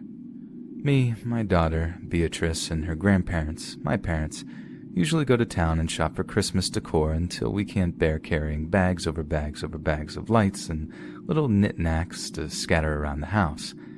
But my parents said they couldn't make it this year because my dad has fallen and broken his hip, and my mom had to stay at the hospital to see if he was doing all right, so it was just me and Beatrice.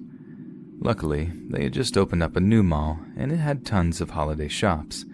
It was at the back of town, and I was clever enough that the parking spaces would become extinct in 0.5 seconds back there, so I had no choice but to work my way back there. From shop to shop, there was at least something I found in there that caught my eye, and before you knew it, it was sold. When we finally got back to the end of town, my backbone felt like it was going to let loose and crumble. I was wanting to hurry up, but then, in the middle of the long hallway, there was a mall Santa, looking at me, staring at my daughter. I was a little creeped out, but it was a mall Santa. Those guys wouldn't dare to hurt me or my daughter. But something was off. He was tall, very tall. He was also so skinny that his skin was basically useless at hiding his bones. Beatrice noticed him and started jumping up and down. "It's Santa, Mommy, it's Santa, look, it's Santa. Can we go over there, Mommy, please?"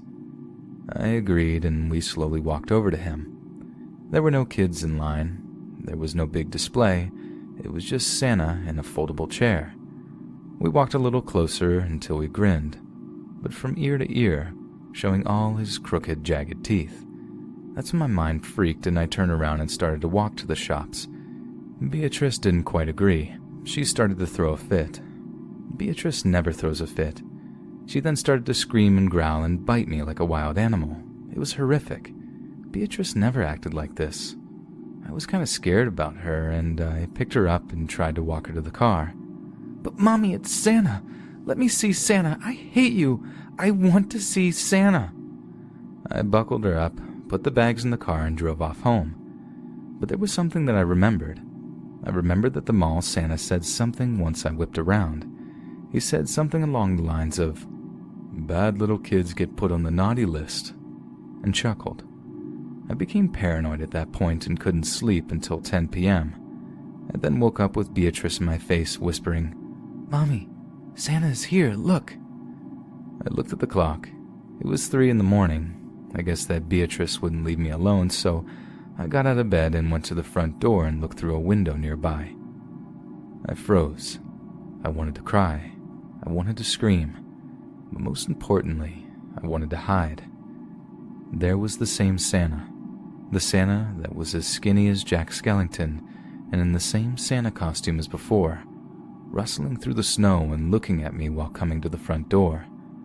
What scared me most is Beatrice asking me, "Mommy, where's Santa's sleigh?" I didn't know what to do. I grabbed Beatrice and did something that I regret to this day. I hid her in her bedroom closet and ran to barricade the door. I heard pounding on the front door and then silence, but only for a little bit. A window shattered. He was inside the house. I needed some self-defense. I then heard thumps downstairs, but luckily I remembered there was a vent inside Beatrice's closet. I came in the closet to find Beatrice with all the color drained from her face. I managed to rip the vent cover off the wall and started to crawl inside. I was crawling for a long time, until a whoosh of air seemed to come from in front of me. It was from outside. I knew that I could somehow get outside and grab an axe. I somehow got the vent cover off and ran in my PJs and went to the shed and grabbed a small hand axe and got a ladder to climb up the wall to get back into the house. Luckily, I got back into Beatrice's closet and I locked the door behind me and went back into the barricaded room. The footsteps were coming up the stairs now, slowly. Then there was a large bang on the door. The doorknob twisted and turned, then it stopped. The footsteps went down the stairs and out the front door. Then I realized that I had left the vent cover open, and that I had left the ladder there too. I then heard Beatrice scream and laughter in the vents. I heard her wail and scream. Beatrice's life was in my hands. Out of nowhere, I cut the door with the axe, over and over again until it made a hole. It reminded me of the scene in The Shining. I reached my hand in the hole and unlocked the door. I slammed the door open to find nothing except my daughter rocking back and forth, sobbing. I grabbed her, catching a glimpse of the most beautiful light show I could have ever seen at that moment. Blue and red police sirens lit the front interior of the house, and muffled screams of what I presumed were men wrestling.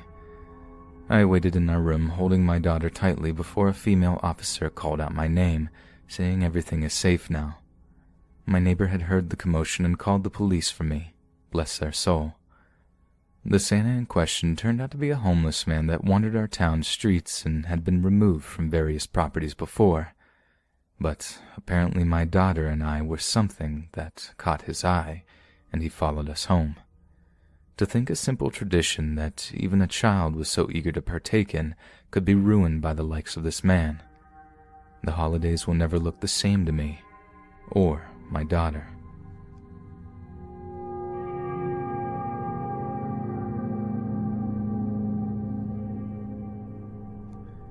This story takes place around 2 years ago in 2016. At the time, I was living in an apartment with my brother, mom, and dad, along with our pets. The only pet notable for this story is our pug, Elvis, who was newly acquired after adopting him from a family who now couldn't take care of him anymore. For some more background information, it's important to take note of some things. The layout of the apartment from the front door viewed the living room on the right, the dining room and kitchen on the left, and in the center, a hallway that led down to our bedrooms and laundry room. The laundry room and master's on the left side of the hallway, and me and my brother's room on the right side. I had my own room, but I bunked with my brother since he had a bunk bed. To get to the beef of the story, I spent a lot of time in my room on my computer drawing digitally. It was a big time waster and a hobby of mine.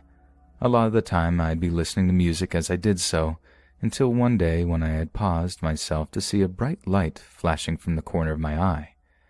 I brushed it off casually, but it was until this became the norm when I slightly questioned the reliability of my eyes, to be honest.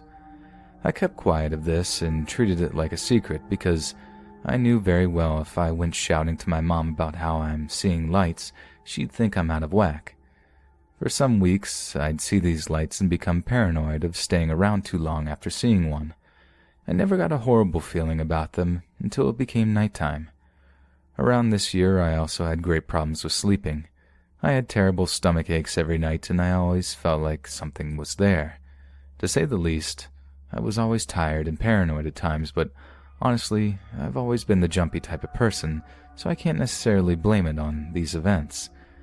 About some weeks later, my mom called out to say that dinner was ready, so me and my brother stopped what we were doing and got up and made our way to the dining room. As we were exiting my brother's room, I had seen yet another light coming from the laundry room. As I turned to look at my brother, he had a very lost expression on his face, and that's when I realized he too had seen the light. I was the first to speak. "Did you see that too?" "The light, right?" he said. "Yeah, the light," I responded. We blankly went to the dining room and spilled the beans to my mom, who suggested that since it came from the laundry room, it could have been some sort of mishap with the washer or dryer. I protested, admitting that I've seen these things for a long while, and my mom simply didn't believe it.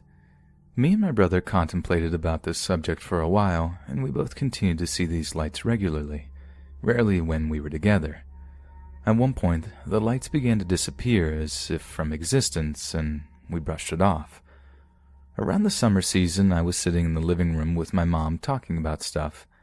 As I glanced up at her, her expression turned very surprised and confused, and when I asked her what was wrong, she looked at me and asked if I just saw that. I had a basic idea already on what she was talking about. She managed to explain that she had seen a light at the entrance of the hallway, and after we both sat there, we saw it again. A short flash at the bottom of the hallway wall. My mom tried to cancel out any possibilities, but none of them seemed to fit. She even went as far as to call my dad and ask about it. Of course, he didn't believe anything. He still doesn't fully believe it.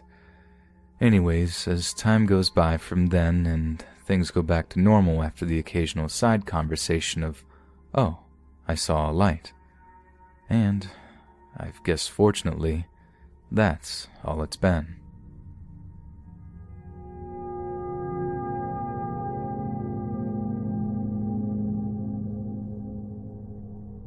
So I live in the UK and am a 21-year-old female. I run a B&B and am pretty used to having to make weirdos feel welcome. However, they are mostly harmless at the end of the day. But last week's experience was by far the worst and most terrifying. It all started on the Monday night of last week. It was the end of summer break, so a lot of tourists were traveling around my area, so it was good business for the B&B. Staying in one of the 7 rooms, I had a foreign couple and their baby. In another room, 2 girls who had traveled from Australia, and in the attic room I had a lone man, who, to be honest, I got bad vibes from at the very beginning of meeting him.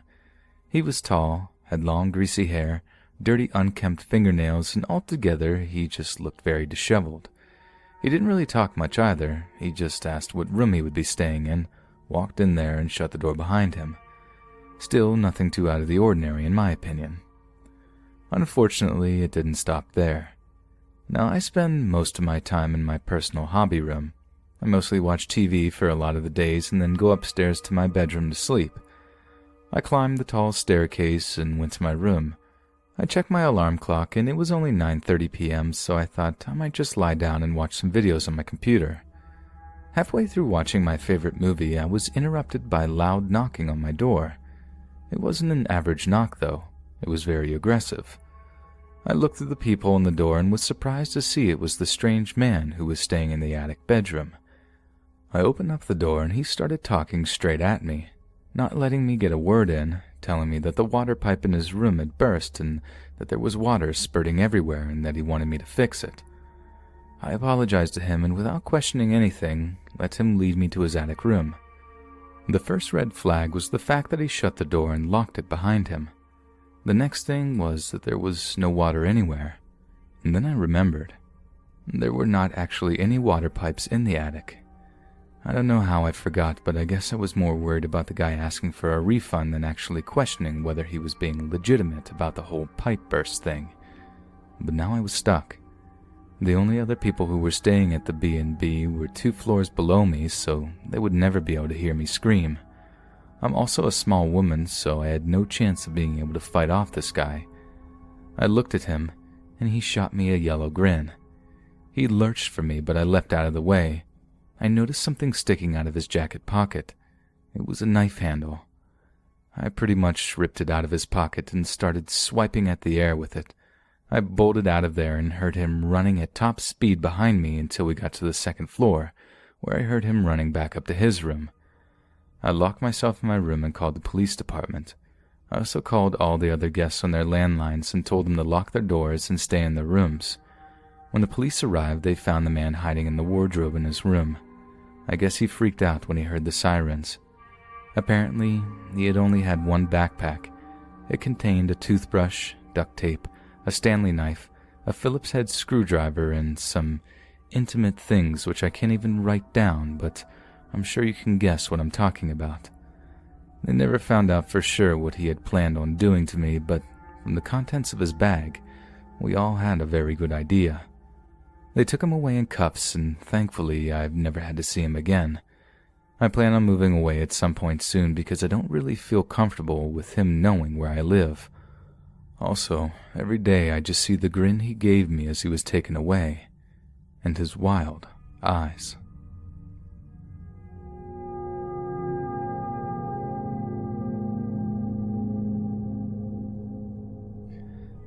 I am 20 years old and living in a smaller city in Missouri, which I have lived in my whole life. Around the time that I turned 5 years old, my parents decided to move our family to a new house across town. The house was part of a quaint neighborhood and built into the side of a hill. This meant that from the front of the house it appeared to be one story, but upon walking around the backyard you could see both levels of the home. Having moved from a small one-story house, I was overjoyed with the idea of having a large backyard and more room to explore and play. Due to my excitement, my parents allowed me to pick whether my bedroom would be upstairs or downstairs, and craving a bit of freedom from them, I decided to have my bedroom downstairs. I ended up moving into a very large room in the very corner of the basement, which had at one point been converted from 2 bedrooms into one space. The room had one small window in the right back corner of the room, which had a small curtain covering it. Upon exiting the room, you could enter a long hallway where you could either turn right and enter the 2nd bedroom or turn left and walk down the downstairs living room. At the end of the living room and opposite the end of the basement was the door that led to the stairs to the upper level. I hate to give such a long explanation, but it's important to know the layout to understand the full picture. The first few weeks of living in the house went smoothly, and my young self was happily enjoying the new freedoms that came with a bigger space. Then I started to notice small, strange things that would happen while I was alone downstairs. I would hear strange sounds such as shuffling feet, quiet tapping, small whispers, and thumping, to name a few. To be fair, I passed most of these off as normal house noises, such as settling wood, my parents walking around, or my large chocolate lab Tucker. I have also always had an extremely active imagination, but these sounds were different from where I would commonly hear upstairs. Soon after these noises started occurring, I began to feel like I was being watched every time I walked down or up the stairs, even as far as walking through the downstairs living room. This staring feeling gave me a true visceral feeling of dread and anxiety, like this thing watching me would chase after me if I walked too slowly. I remember that every time I had to turn off the downstairs lights, I would slam the downstairs doorway and sprint full speed upstairs, as I felt like something with dark intentions was waiting for me in the dark. I know, it sounds normal and cliché given that I was a small little girl at the time, yet this feeling of being watched remained for the entire 10 years that I lived in this house. As these small occurrences continued, I had a growing feeling of dread as each night of sleeping in my bedroom passed. Though I had not had a history of waking up throughout the night, I began to wake up regularly between 2 to 5 a.m. almost every other night. I also began to suffer from regular nightmares that would add to the feeling of dread I felt upon waking up. I would have the same feeling of being watched from the corners of my room, which appeared to be a true black darkness, as opposed to the rest of the room, which was dimly lit by my 2 small nightlights. Though these feelings continued to persist every night, I refused to move upstairs and give up the little freedom I had from my parents, so I forced myself to believe that it was all in my imagination and it was getting the best of me. A small part of me likes to believe that this is true, but due to the events that happened, I feel like this can't actually be true. The sounds, the dread, and my nightmares all continued over the months until a night that still continues to baffle me as to whether I actually experienced it or not. Another important note before I continue is that none of my nightmares ever went into full sleep paralysis, and I have never suffered from such. So on this particular night, I seemed to wake up at around 2:30 a.m., which was indicated by my bedside clock. I laid in bed trying to force myself to fall back asleep when I began to hear the small sounds of shuffling around the basement hallway and living room. Ignoring it, I rolled over to face my window and burrowed deeper into the blankets. I then saw that my curtains were swaying back and forth, which was odd as there was no breeze in the room and nothing had touched them for hours. The boiling dread in my stomach worsened when the curtains, to my horror, were yanked open and shut by themselves. In my sleep-deprived state, I stared in shock at the curtains before the terror of what had just occurred set in, and I quickly dove under my covers. I forced my eyes closed and tried to collect myself before I heard more shuffling around in the hallway. I covered my ears and continued to tell myself that what was happening was simply my imagination, but to my dismay I began to hear my door open slowly before loudly slamming shut. The pit in my stomach dropped through the floor as whispering voices started to come closer to my hiding spot under the blankets, all words unintelligible yet very distinct. I was debating whether to make a break for the door, and the voices grew closer before a deep, sharp voice said my name right next to my ear. My body went into full survival mode and I leapt out of bed, sprinting for the door and running, screaming bloody murder all the way upstairs to my parents' bedroom. My dad ran out with a baseball bat, closely followed by my mom, wielding a fire poker, apparently thinking that they were being robbed. I proceeded to run into their arms and go into full panic attack. I couldn't stop crying and shaking for hours, to the point that I had to sleep for a large portion of the next day in my parents' bed just to recover from the shock of the situation. I then refused to sleep in my room for the next several days, until I had fully convinced myself it was a dream, just to be able to go downstairs again. The following week, I was able to calmly explain to my dad what I had seen, and I felt a sudden compulsion to draw what I believed this thing to look like. Again, I realized that it was probably just my 5-year-old brain creating an image in order to cope, but to this day I am still chilled by what I ended up drawing. I had a clear image in my mind of a girl, about 5 feet tall, with long dark hair and sunken eyes. Cliché, I know, but the image was so clear in my mind and truly seemed to fit this thing that I had been feeling for months. What was truly strange was that after this final instance, there was no more odd happenings outside of that continual feeling of being watched and the noises I would hear while alone. I'd really love to find some sort of explanation or insight on this, as to my knowledge, nothing happened in the house that could have led to a spirit inhabiting it. Was this just a bad, hyper-realistic nightmare? Or something paranormal?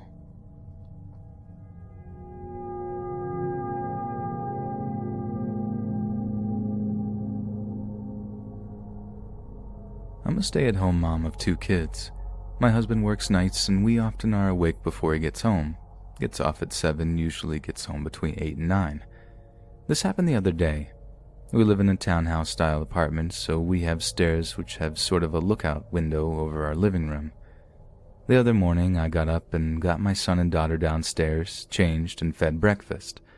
After my daughter finished, she asked for Elmo, her way of asking to watch Sesame Street, so we went into the living room.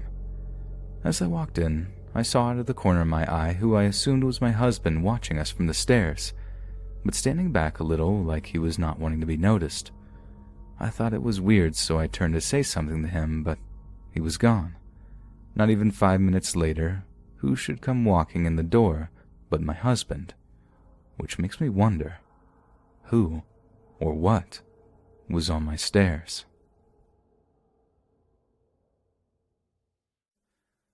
The holidays are just around the corner. How's your holiday shopping going? Personally, I've been struggling to find the perfect gift for loved ones.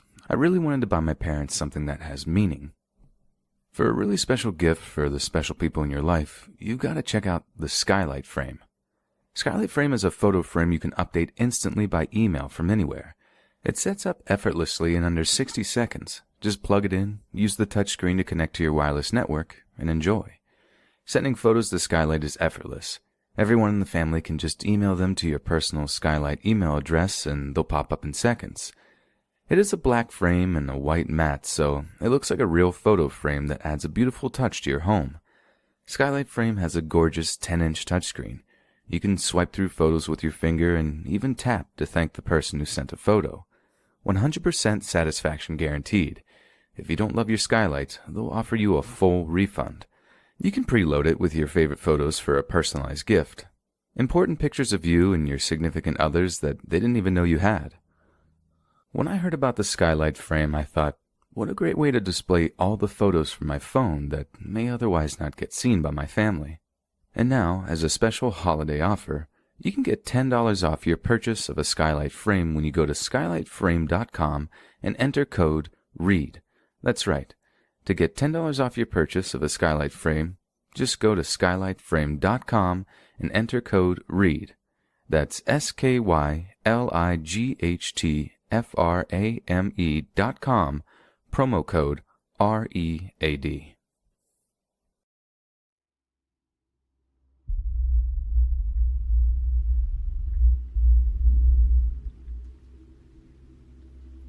So last Friday night, I, a 17-year-old male, was home alone with my family. Besides my sister, who's 21, was at work. They were staying in their cabin a few kilometers away. I'm used to staying home alone, and this exact scenario is very common in the summertime, especially while I'm working and can't travel from the cabin and back. I'm not usually jumpy or afraid while home alone anymore, as I'm used to the odd creaks and settling noises of our old house. I was especially comforted by the fact that my sister's dog was also in the house with me that night, and most noises could be attributed to him, and if anything were to happen, he would act as a good guard dog of sorts and alert me to anything odd. At the same time, however, he's the type of dog to bark at any noise or person walking past the door or windows, so I'm used to hearing him bark or growl at night. Even so, this past Friday, the sound of his barks at nearly 12 a.m. were disconcerting, to say the least. Despite my comfort with staying home alone, I'm still terrified of the premise of a break-in or some other uninvited human interaction at midnight. I let him bark for a few seconds, telling myself it was just someone walking past our glass door in the adjacent alleyway, and he would quiet down once they passed. Needless to say, that's not what happened. He kept barking and growling for a few moments too long, and I finally got out of bed, I sleep in the basement, and walked upstairs to check it out. As I'd suspected, he was standing alert at the glass door. I was comforted for a moment until I walked over, ready to close the curtains and go back to sleep, and saw the door open, about 2 or 3 inches. I froze. I had let Bosco, the dog, out earlier that night, but I know I closed the door. I've never left the door open. I'm a paranoid person with bad anxiety, especially concerning break-ins and the like, so I would never, home alone, forget to close the door, and I'm 100% certain. But at the time, I didn't let myself think about these facts or even acknowledge that I could not have left that door open because I knew it would send me into a spiral, possibly even an anxiety or panic attack if I didn't explain this away. I closed and locked the door, double-checking that it was certainly locked. Using the flashlight on my phone, the lights were all off, I looked around the entire second floor of my 3-floor house, including closets and other reasonable hiding spots just to put my mind at ease, and upon finding nothing, went back downstairs to my room. As I was down there, trying to push away the fear, I could hear Bosco walking around on the floor that doubles as my bedroom's roof. I thought that I was overthinking it when it started to sound like human footsteps accompanied by Bosco's footsteps. He walks around for about 10 minutes before I put in my earphones and talk myself down until I can fall asleep. At 2 a.m. that same night, my sister comes home from work. I woke up a few minutes before this to Bosco in the basement, which he never does. There's even a gate to stop him from getting to the basement, whining at my bedroom door. When I got up to let him out, my sister walked in, and we let him out the front door rather than the glass patio door, letting him in the same way. We talked for a while before I went back downstairs, and my sister went to the bathroom. I forgot about the door, busy with work for the next few days, and forgot to mention it to anyone until tonight. My sister and Mum were home with me for a movie night while my dad and brother stayed at the cabin. I remember the door situation when we were picking out horror movies to watch. I was sharing it as a creepy, almost sort of funny story before my sister spoke up, saying that the same night, an hour or so after they got home, the door was open again. The same door that was locked from the inside, and not opened since earlier that night. My stomach dropped, and I started shaking the second this was revealed. We first started trying to explain it away. Maybe she had let Bosco out and forgot to close it until we both recalled that we'd used the front door. Then we were trying to justify a reason someone would break in to not steal anything, and proceed to stay for 2 hours before leaving. Ultimately, I realized that I quite possibly locked someone in the house with me, then forced them to hide upstairs while I searched the second level of our house. Then this hypothetical person would be trapped up there now, knowing that this house, that appears empty with the rest of the family gone and all the lights off, was not empty, and there was a dog who would bark if they showed themselves again, alerting me to their presence. Then, when I was in the basement and my sister was in the bathroom, they ran out the glass door, which is timed perfectly when they found the door open once more, much wider than when I found it, as though they were only in a hurry on the way out. Perhaps they left the door open the first time for a quick escape, or to stop the loud sound of it meeting the door frame. Either way, it ties together too perfectly for me to reasonably brush it off. I know it's unlikely, especially with nothing missing, but in this small town, there have been many reports of break-ins with nothing missing, vandalizing, or just breaking and enterings many times, so it's not as unlikely as it may be in a bigger city. I can't really make sense of this, and I'm shaken up thinking of the possibility of someone being in my house while I was asleep, alone in the basement. There's a part of me that doesn't believe it, but I can't shake that too many coincidences that all tie together to make this as concerning as it truly is.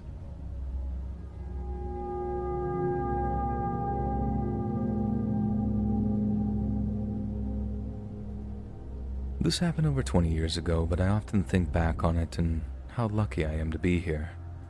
In 1998, pagers were all the rage, and personal phones were huge, bulky contraptions you'd have to have in your car, if you could even afford one, but they were far too cumbersome to carry with you. I had some serious health problems starting in my early teens, so I missed out on most of high school. At 18, I was eager to shake off the sickly, overprotected child role at home. I got a job and moved into my own apartment. I was eager to party with friends and make up for lost time. Spending so much of my adolescence in a hospital had consequences. I had missed out on the life experiences teens learn from. I was much more naive than my friends and generally lacked their sense of judgment and street smarts. My knowledge and experience with drugs and alcohol was even more deficient. At the time, I also had this stupid attraction to the bad boy thug types. So, attracted to thugs and naive, that has victim written all over it. And human trafficking wasn't something you heard about at the time. Probably the worst thing we thought could happen was someone putting something into our drink. And because of my illness, I had to take medications, so I usually kept drinking to a minimum and avoided drugs. However, I didn't have much experience on dealing with peer pressure. Usually, if I knew my friends were going out drinking, I'd skip my meds that night. This night I had planned to stay in.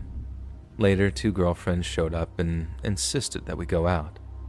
There was a lot of pressure to have one more beer, roll one more joint, and when we got to the club I felt reasonably coherent.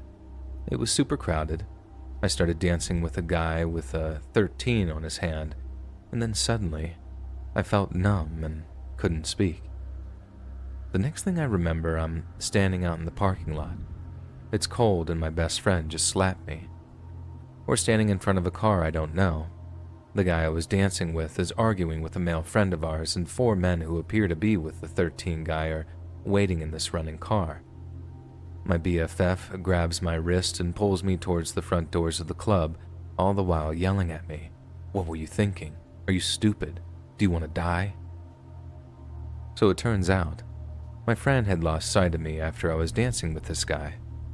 Then, my BFF caught a glimpse of him holding my hand walking me out the door. She grabbed 3 guys who knew us and ran out to the parking lot after me.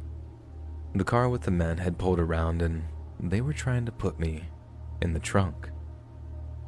After that, my wild child days were over. I focused on studying, got my degree, and made smarter decisions. I'm so grateful to my observant friend's quick action and for the 3 guys who ran out to help. We lost touch over the years, but I have no doubt that those 4 saved my life.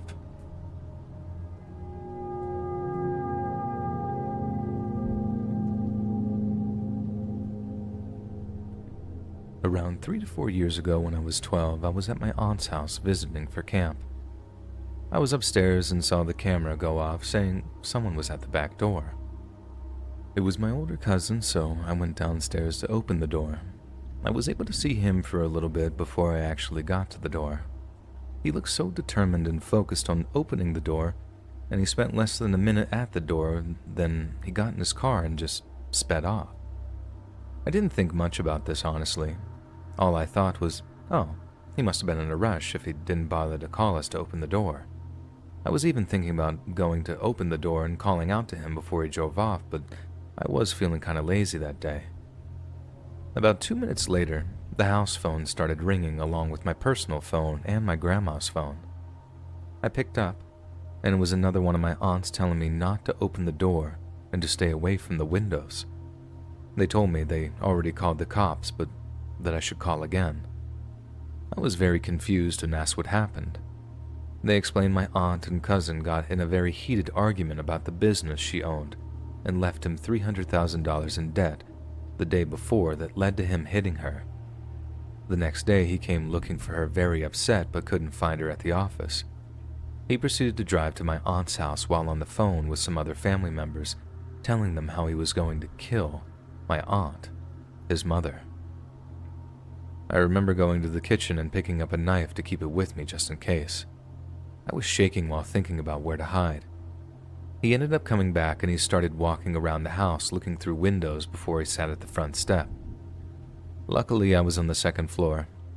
I don't even know what exact time I called the police due to my panicking, and the cops ended up coming and made my cousin leave, but my grandma wanted to talk with him first. Throughout their whole talk, I still hid upstairs listening through an open window.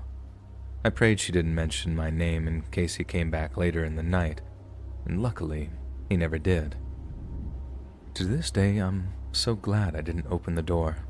I feel like I was truly protected. We normally don't lock both the screen door and the actual door, but we did that day.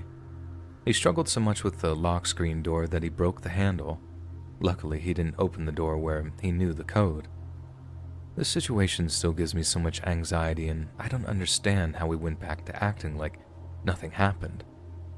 I've never been back since, just in case he ever snaps again.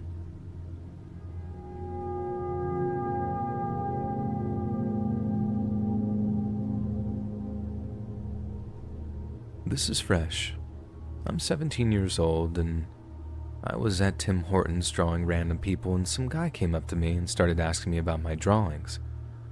We started a conversation, and my work came up and how I was waiting to go to work. He asked me where I worked and what time, and I answered innocently. Then he asked me if I lived alone, which immediately set off some alarms, but that's not the root of the story. He tells me he's a truck driver, and I said I thought that was a cool job. He left for a couple of minutes to get himself a drink and offered me one, and I said no because I don't take drinks from strangers. He walked away saying that he'd come back and talk to me more. After he left, I started to get a really bad feeling, so I texted my mom a description of the man's appearance, which I often do if someone is making me uncomfortable in a scary way. I told her not to worry and just told her it's probably my anxiety. When he came back, he asked me if I wanted a tour of his truck. I said no thank you, and when he left me again, I called my mom and told her what just happened, almost having a panic attack in the bathroom. Then when I sat back down, he came up to me one last time and told me that he was leaving. He asked me for my Snapchat, and I told him I don't have one.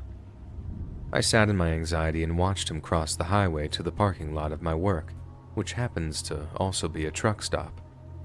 He was still there at 10:38, and he was there for about an hour and 30 minutes, and I had to be at work at 11, so I thought it was best to just ask the Tim Hortons staff to walk me over, but they actually ended up calling the cops.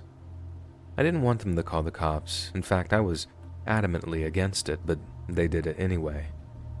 When the cops arrived, I explained everything, but they were gone by the time everything was finished. I managed to get a police officer to drive me across the road, and I feel like I wasted the cops' time because I wasn't in immediate danger, and I kind of felt like I was being dramatic. But looking back on it, it truly was creepy how interactive that guy was, and the fact that he stood outside my work for over an hour and a half. I have no idea what he wanted.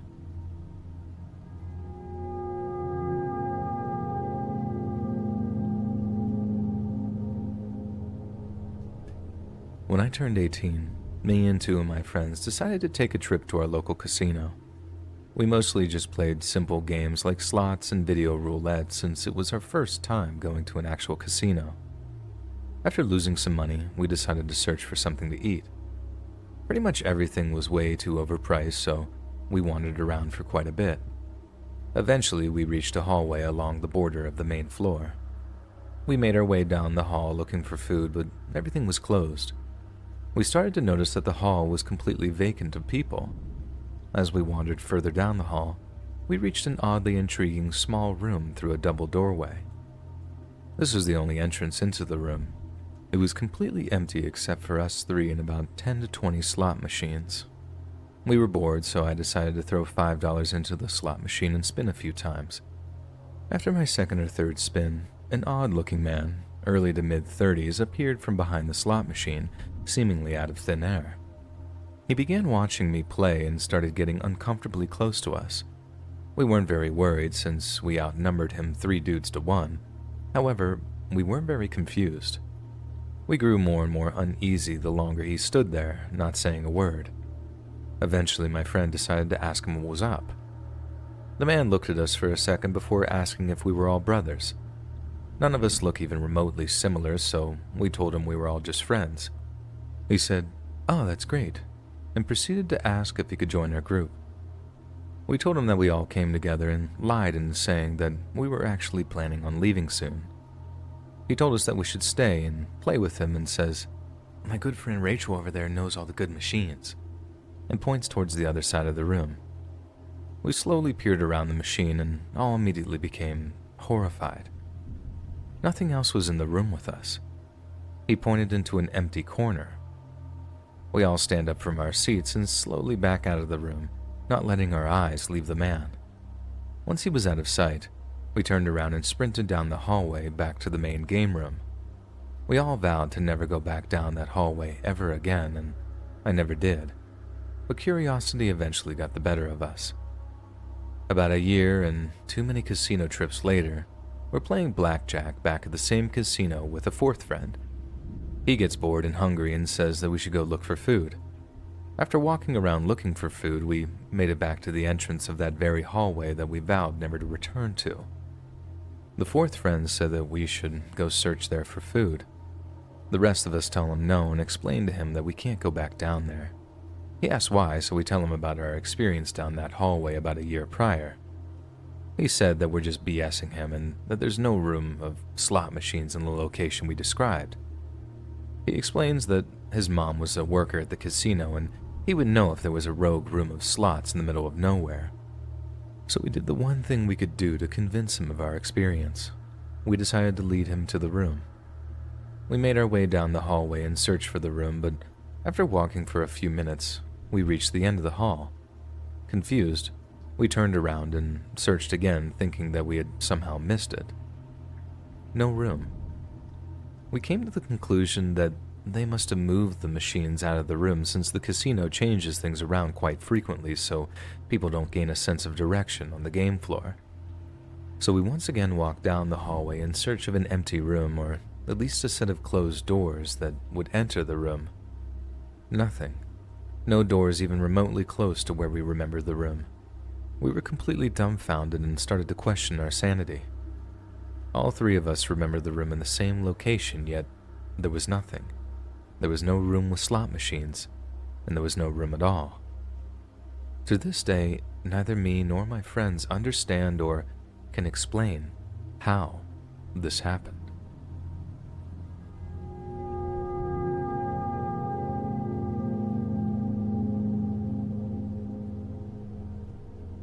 I moved out of state to a very small town.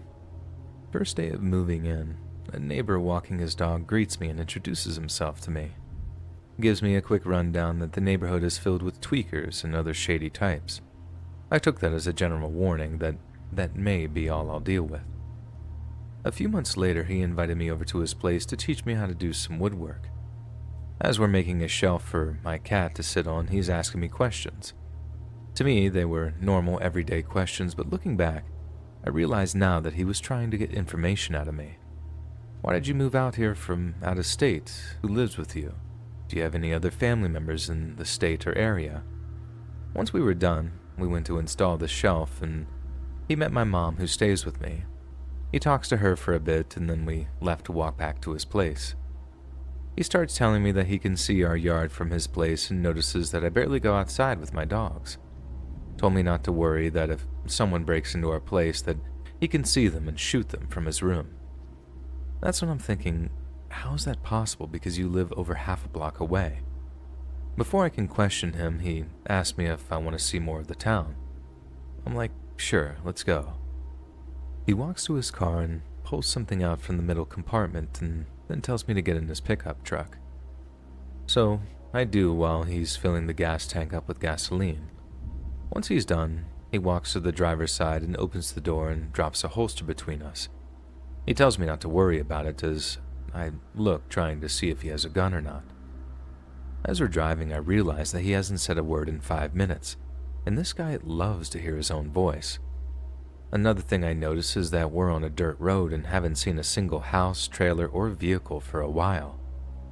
I guess I gave off some nervous vibes because he suddenly goes, "So yeah, unless you know where you're going out here, you'll get lost, and it's best to have a pickup or ATV to drive out of here." After about another 10 minutes of silent driving, we get to a little creek. Luckily, there was another truck there. All he says is, "Ah, look at that. Somebody else is here with us." And he grabs the holster and gets out. We both see a lady with a big dog playing in the water. She turns to us as she sees him walking closer to her. She gestures to his holster and he tells her not to worry, that it's just for snakes. She lifts her shirt above her waist to show her gun and she tells him she's not worried one bit. They talk for a few minutes and she tells him that her husband is home waiting for her to make dinner and she's just out letting the dog have some playtime. The neighbor changes his tone and posture from confident to defensive now. She called her dog and they went to their truck. He's watching her and she hasn't started her truck yet. A few minutes pass and he tells me I guess it's time we go too. When we get to his truck, she drives off. The drive back, I start getting uneasy and creeped out. Why would he drive me all the way out there and just leave? Why tell me not to worry about the holstered gun but tell the lady what it's for? I finally get out of my head and just break the silence and give him my life story as to why I moved. Finally he responds that he can relate to my story and gives me the rundown on how the town is and what it's about, and that some people are more racist than others and I should watch my back for that. Once we get back to his place, I tell him I have stuff to take care of at home and just nope out of there. I said to myself, if I'm ever going to hang out with him again, it won't be alone. Click the join button to become a member today for exclusive content. I'm a female and I was 14 at the time. Back about a year or so, my sister, mom, and I went on a road trip to New Mexico and Colorado.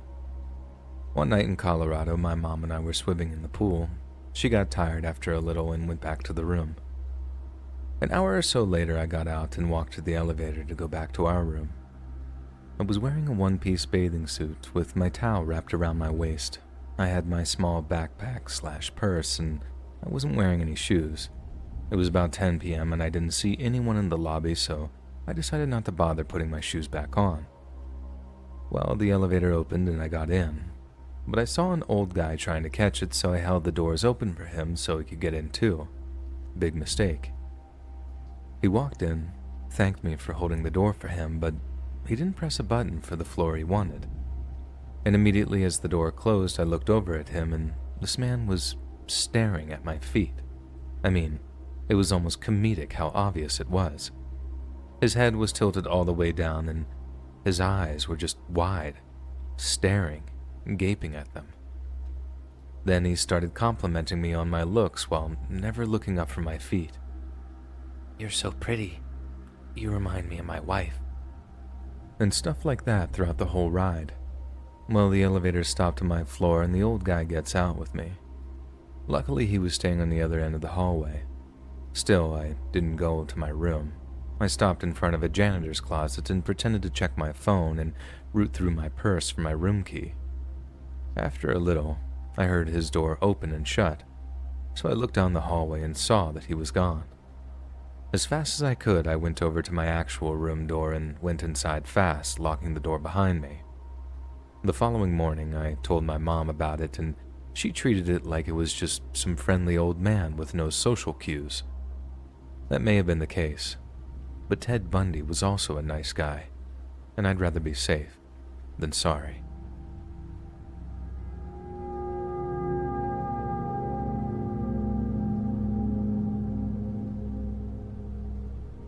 My family and I went on a trip to the Hocking Hills area of southern Ohio a few weeks ago.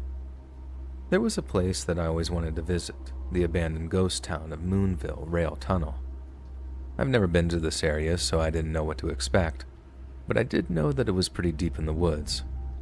We took a trip from our rented cabin using Google for GPS to the location. We start driving and it's, for lack of a better words, real impoverished where we are driving, hills have eyes-esque. We literally only see a few cars on the way there and are on back roads. We get to a point where we need to enter into a forest and are close to the tunnel. There was a sign that said that we were entering Bubblewood. For a little additional information, I drive a Mercedes that I am just lucky to have and have my husband in the car, a black man with dreadlocks, my 10-year-old nonverbal autistic son, and my 6-year-old daughter. We drive down this real creepy stone road into the forest and there's nothing back there. No houses, no cars, nobody. We see signs that we're close and we pull into the parking lot. There's a footbridge with a ton of stuff on it that people put there. And we walk over to the footbridge and make our way toward the tunnel, which is a lot larger than I expected. We hear the sound coming from the other side of the tunnel that goes into the woods away from the parking lot. A truck comes driving through the tunnel towards us while we are on foot. He gets out of his truck with a chainsaw, and it's some dude in his 60s. He walks with my entire family everywhere we go and through the tunnel. I tried to make small talk with him and pull some info about if he worked for the Department of Natural Resources, etc., and he really wasn't budging. We turned around to walk out of the tunnel and he starts using a chainsaw behind us, and the sound is just echoing through this tunnel. At this point, we have no cell phone service and literally no one knows my family is out there except us. I was already worried my car was sending the wrong idea to people like we have money or something, and we don't. And we rush to the car to get the kids in their booster seats, and this guy comes driving over the footbridge in his truck towards us in the parking lot. I honestly don't know how this truck fit on it. He stops again and gets out of his truck and starts walking the other direction, much to our relief. About this time, I noticed that there are dusty handprints on my car. I asked my husband if they were his, and we compared his hand and my son's, and there wasn't a match. I don't know who could have touched the car because we were with the chainsaw man the entire time we were there, and we got out of there as fast as possible. Just a few minutes later, I look in the rearview mirror and there is a bunch of dust kicked up behind us, and there he is. He had to have driven pretty fast on the stone road to catch up to us like that. There is nowhere to go in this woods. The road is basically one lane and we have no cell service or GPS.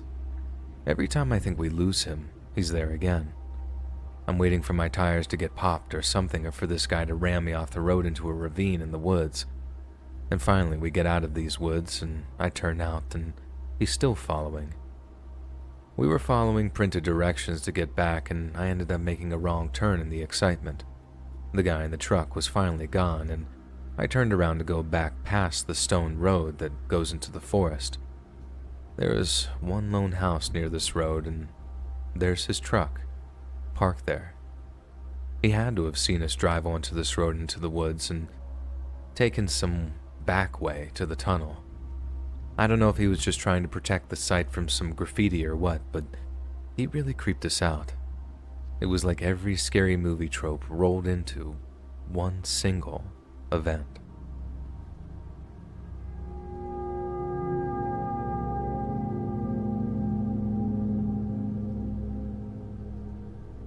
When I was young, there was a serious issue with my at the time drug addict dad breaking into our house to take me away from my mom. Each time about an hour beforehand, my dog, named Jay, wouldn't leave my side ever. Jay was always protective of kids, so it wasn't abnormal. So after about an hour, when my dad would break in, Jay attacked him and would stay with me until we decided that my dad was far enough away from the house. Fast forward a year, I was around 6. Me and my mom moved into a bigger house. The only problem with this house was a small door in the laundry room that led to another painted door that had flowers and clouds and stuff painted on it. And that door led to an attic space that had the same painted walls, almost like a children's room. My mother didn't like the attic. She told me I wasn't allowed there because it gave her a weird vibe. Jay must have felt the same. He never allowed me to stand next to the door. He'd throw a big fit and even go so far as to push me out of the laundry room and into my bedroom. And just like when my dad would break in, he'd stay with me from the moment I got home from school till the moment I went. I didn't mind. I loved Jay and didn't think anything weird of it. But my mom did. When the lease was up, we moved out as fast as my mom could pack our stuff. When we moved houses, Jay stopped staying with me day and night, and Mom looked more at ease as well. It's been 8 years. My mom hasn't answered any of my questions about what happened, but the fear in her eyes when I bring up the door is more than enough to make me believe that there was someone in the attic.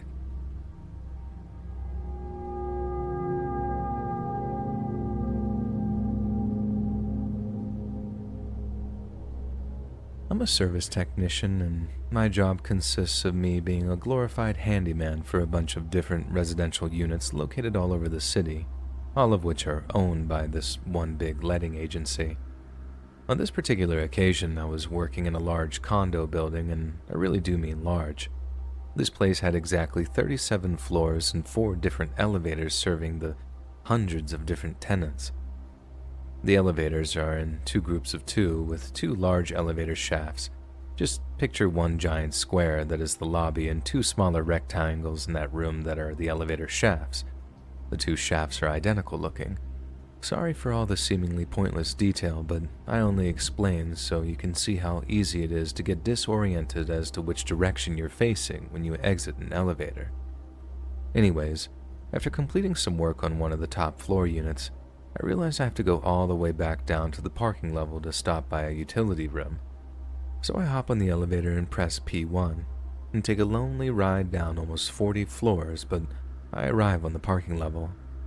I reach P1 level, and when the elevator doors open, I start to hear the sound of a kid crying.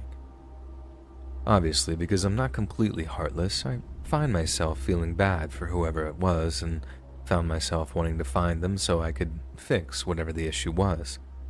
They could have been lost and scared, or maybe they fell over and skinned their knee, and either it was me who showed up to show them some kindness, or someone else might show up who had less than pure intentions. I start to try and pinpoint where the noise is coming from, but since all the walls in this area are bare and concrete, the sound is echoing and seems to be coming from everywhere. This was obviously kind of freaky at first, but I didn't start really getting creeped out until I had searched 4 corners of the square room and still hadn't found anyone. I'm getting increasingly more freaked out as I head back to the door to the utility room, but as I round the corner, I see the source of the noise right in front of me. It's a pale-skinned little girl with straight black hair, crouched down, sobbing into her knees, facing away from me. Maybe I've just seen too many Japanese horror movies, but my heart started pounding in my chest when I saw her, and the way her cries were echoing all over the parking level gave them this otherworldly, ethereal effect. I don't know why I didn't see her before, because I already checked that corner, but then again, there was a good chance that she heard me get off the elevator and was actively moving away from me out of embarrassment, maybe so no one would see her crying.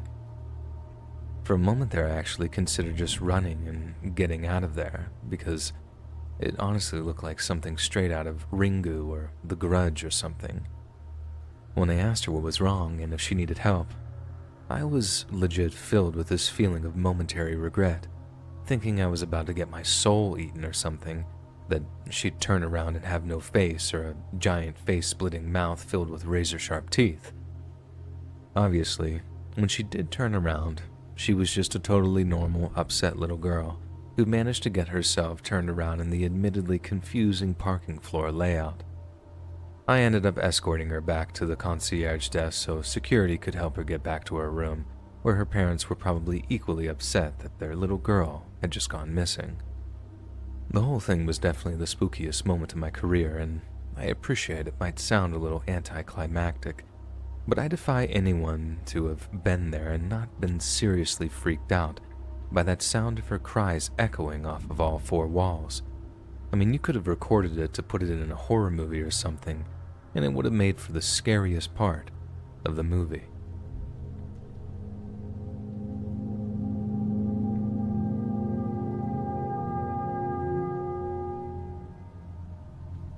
Okay, this happened in 2016 when I was 17 years old. First year in college, in film school. I'm now 22 and female. My name's Julia. I lived alone in my first ever apartment. It was really small, but I was really proud of my independence. I never felt unsafe in this apartment for several reasons. There were multiple gates in the residence that needed to be opened through with a code only, and the people who lived there knew. My door had 3 different locks, and it was right next to the university, so most people who lived in the neighborhood were college students.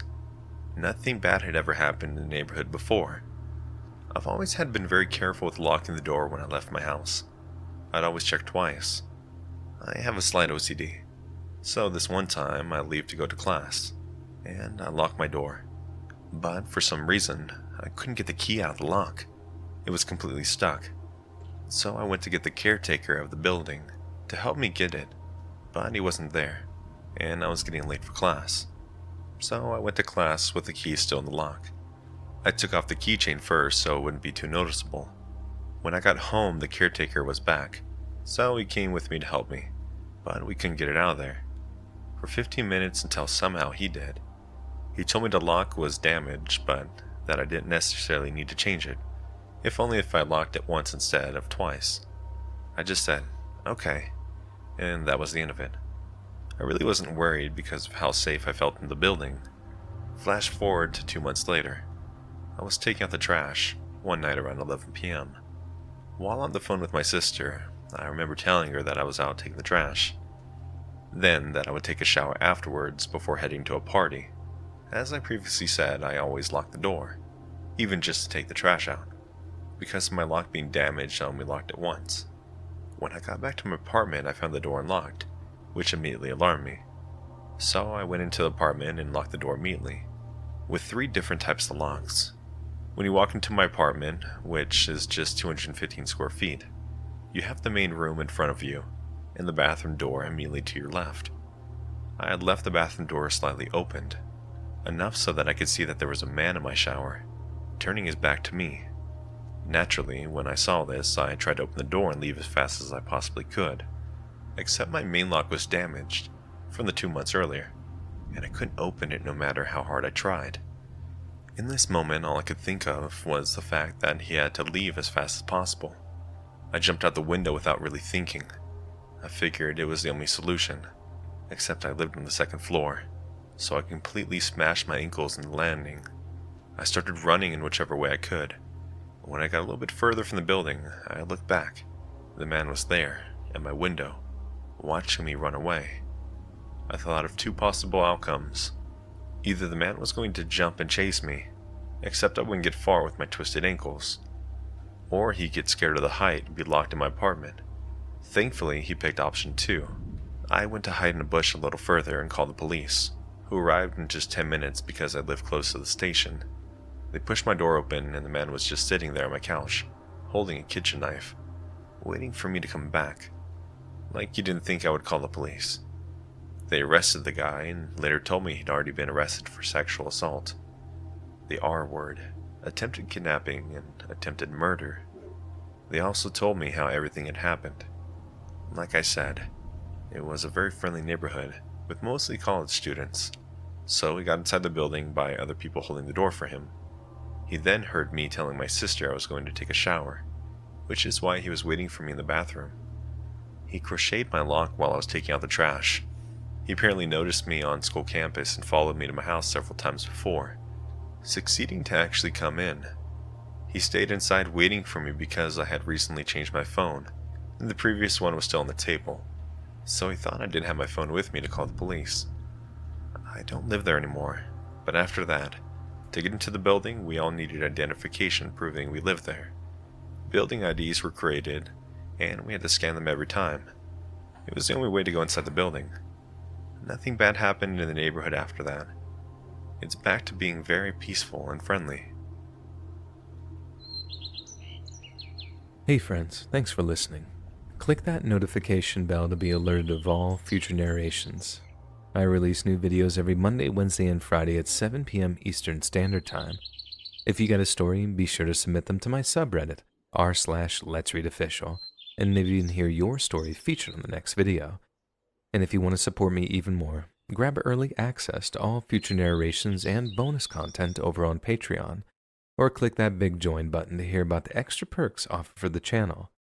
And check out the Let's Read podcast, where you can hear all of these stories in big compilations and save huge on data, located anywhere you listen to podcasts. Links in the description below. Thanks so much, friends. And remember, because Pepperidge Farms remembers.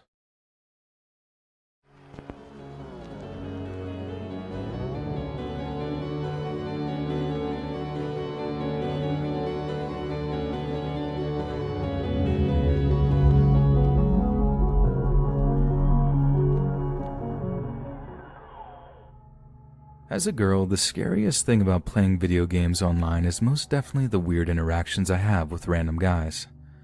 Like a lot of my friends who play online, will deliberately obscure their gender with a nondescript username and profile picture and will never ever talk in party or game chats if there are guys present, which as you can imagine, there pretty much always is. But I've never been too concerned with presenting my real personality online. That, and I won't allow any creeps to force me into hiding who I am. But that doesn't mean I don't have some interactions or get some messages that genuinely creep me out. And here are a few of the weirdest or most disturbing I've come across so far. So I'm part of the PC gaming master race.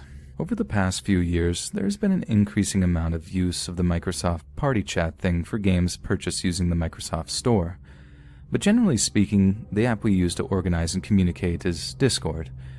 Discord is nice in that you can't just get random messages from users at any time, but if you share a server with someone, they can pretty much DM you whenever they want. And since I'm in a lot of servers for the games I play, this leaves me pretty vulnerable to random DMs from creeps with less than innocent intentions. I suppose it doesn't help that one of my favorite games to play is Dead by Daylight. For those that don't know, it's a horror game in which one person plays as the killer, while the other players take on the roles of their victims, having to complete various tasks while evading the killer so they can escape whatever environment they're trapped in. This obviously attracts its fair share of online sadists who love nothing more than to terrify and traumatize the people they're hunting. They go so far as to insist on always being the killer, never ever playing as a survivor, and naturally this means they get really good at hunting people with their characters of choice. That's how I came across one particular player who specialized as a Dead by Daylight killer known as the Clown. Now I hate clowns with a passion, to the point where I couldn't bring myself to go see that It movie, even when my Stephen King fanatic boyfriend was so excited about seeing it. They just absolutely terrify me, probably because, and my mom never gets tired of telling me this story, I had a pretty traumatizing encounter with a party clown at a kid's birthday party when I was younger. The clown in Dead by Daylight is like all of my circus nightmares come to life.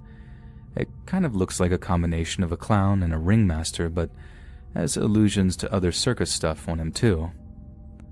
The face is all this worn-out grease paint smeared over a flabby mess of folds, but perhaps the most horrible are the fingers dangling from the thing's belt, the trophies he takes from his unfortunate victims. So, when this player happened to prefer the clown over others, I was kind of reluctant to play at first, but the group of survivors I usually play with adored him for the effort he put into role-playing the character, and therefore how much more intense and scary he made the whole experience. Like he kept putting this super creepy clown voice on over voice chat while he was chasing us, to the point where these big tough guys, self-confessed horror junkies, are just squealing in terror whenever he was chasing them. I think that's about the one thing that made it bearable for me, how funny it was when they were wailing like scared little girls. But let me tell you, it wasn't so fun when he was chasing me, and boy did he chase me a lot. At the end of the night, when a few of us were like, alright, that's enough terror for me, better log off before I give myself nightmares, I got a Discord DM from the guy saying, "You were really fun to chase." I tried to be polite enough, just replying with something like, "Cheers, dude. Not too much fun to chase, I hope," with a little laughing emoji.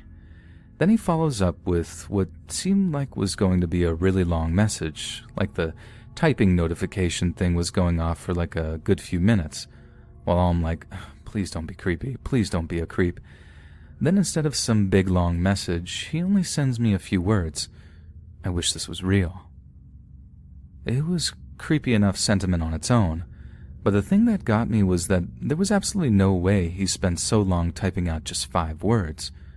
What else did he want to say to me that he ended up deleting and retyping over and over again for a minute straight that only ended up with 5 little words? I seriously dreaded to think what it might have been. The following night, we were all getting ready to play Dead by Daylight again, voice chatting on Discord when one of our party chat was like, "Oh, Clown Guy's online again. Should we invite him in?" My initial reaction was like, God no, but I'm not one to be a killjoy. The other guys really seemed to enjoy him, so I just found myself acquiescing to the idea and letting them invite him into our voice chat. Everyone greets him like, "Hey, Clown Guy," and instead of being polite or whatever, his first words are, "Is Ruby playing tonight?" He must have known well that I was playing. I was in the same voice chat as him, for God's sake, so the idea that he was asking so he could, hear my voice or something got the session off to a nice, creepy start. As weird as the dude was, he had been a great killer. He was passionate enough to bring energy to the character, but not skilled enough as to make it completely unfair on us. He also spent fairly equal time chasing each of us, not partaking in the act of tunneling as it's become known and focusing on one particular character. But that night, all he did was chase me. He would simply ignore any other survivor, searching for me and me alone to chase, torture, and kill. And once he'd achieved that, he'd just sort of waste time, letting the other survivors get the generators going so they could escape the stage and get a new round going. The first time around, his behavior went unnoticed by everyone but me. I think my fellow survivors were just too focused on their tasks and too elated with the victory to really notice what he was doing. But the second round it became obvious, and by the third, my usual crew was starting to confront him on it. "Hey, stop tunneling Ruby, dude, you're ruining the game," they'd say. But Clown Guy just ignored them and started breathing heavily down the mic. Now this wasn't just him having it too close to his face, which is a problem a lot of people have, and is generally remedied by a quick heads up followed by them apologizing and moving the microphone. But Clown Guy was breathing heavy because he was enjoying chasing me a little too much. It was like you could hear all this gross satisfaction in his breath whenever he caught up with me, and it got so bad at one point that the other party members started to make some pretty crude jokes about his state of arousal. After one particular bad round, and me basically pleading with the other guys to kick him from the game and from the voice chat, they conceded and Clown Guy got kicked. Relief doesn't cover it. This idiot had gotten me frustrated, angry, and eventually verging on upset, and I was just so freaking relieved that the others had finally seen what a toxic, horrible individual he was. We only had 1 or 2 more games after that, with some random killer we'd been hooked up with via the game's matchmaking system. Then after that, I went to bed.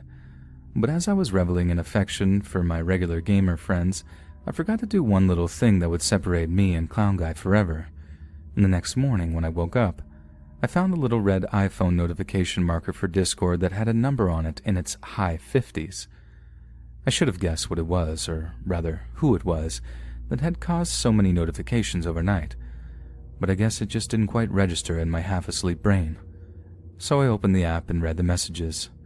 I know I shouldn't have, but it was like seeing a slow-moving car crash or something, and I just couldn't quite peel my eyes away from it, no matter how bad it got. I'll try to type out some of what they said from memory whilst cleaning up the language used a little, and I apologize to anyone in advance who's triggered, offended, or upset by what they say. I bet you're happy now. Can't take on a good killer like me, so you just got your little simp friends to kick me. You shouldn't flatter yourself either. I've seen your profile picture and you're not even all that. You shouldn't be one to refuse any male attention either, because it's not like you have the pick of the bunch. Keep acting like that and you'll die cold and alone, with no one around to care for someone like you.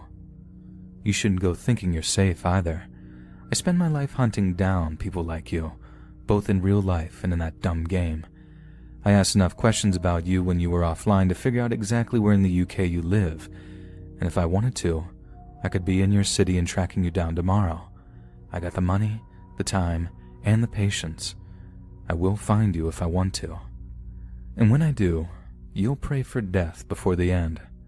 Scholars will tell stories of the horrors I subject you to for generations. I'll put the names of Bundy, Dahmer, and Gein to shame. People will remember your name as a synonym for pain, suffering, and weakness, and my sons and daughters will touch themselves over the trophies I take from you and your broken, bleeding body. You should have blocked me when you had the chance, Ruby, but it appears you've been too dumb to do so, and now it's too late. I see you don't have a VPN either. It was far too easy for me to find your IP address, and now it's just a matter of time before I have your exact location, your full name, your family's name, and your friends' names. I will know your neighborhood like the back of my hand by the time I make it there, and you'll never escape me, no matter how hard you try. It went on and on like that, just a tirade of terrifying threats and misogynistic abuse. And the worst thing is, I couldn't help but picture him doing it, all in that horrendous clown outfit that his character wore. And what I just wrote wasn't even half of it. The language he used, the things he threatened to do with me, got way, way worse, and I don't want to repeat any of it. I don't want him having the satisfaction of knowing he got to me so badly, to the point where I just stayed offline for a few days after having blocked him. I got myself a VPN almost right away, and I'm hoping that's going to protect me, along with hoping all of his threats of hacking were just a bunch of bluster. But yeah, there it is. The most terrifying thing that ever happened to me while I was using Discord. In fact, it's probably the scariest thing that's happened to me online. Full stop. Probably the scariest thing that ever happened to me, actually. If anything, I'd like to serve as a warning to other gamers who happen to be female, and I hate the term gamer girls. As soon as a guy even shows the remotest signs of being pervy, possessive, or anything like that, hit that block button. God knows it'll save you a whole world of anxiety, like it did for me.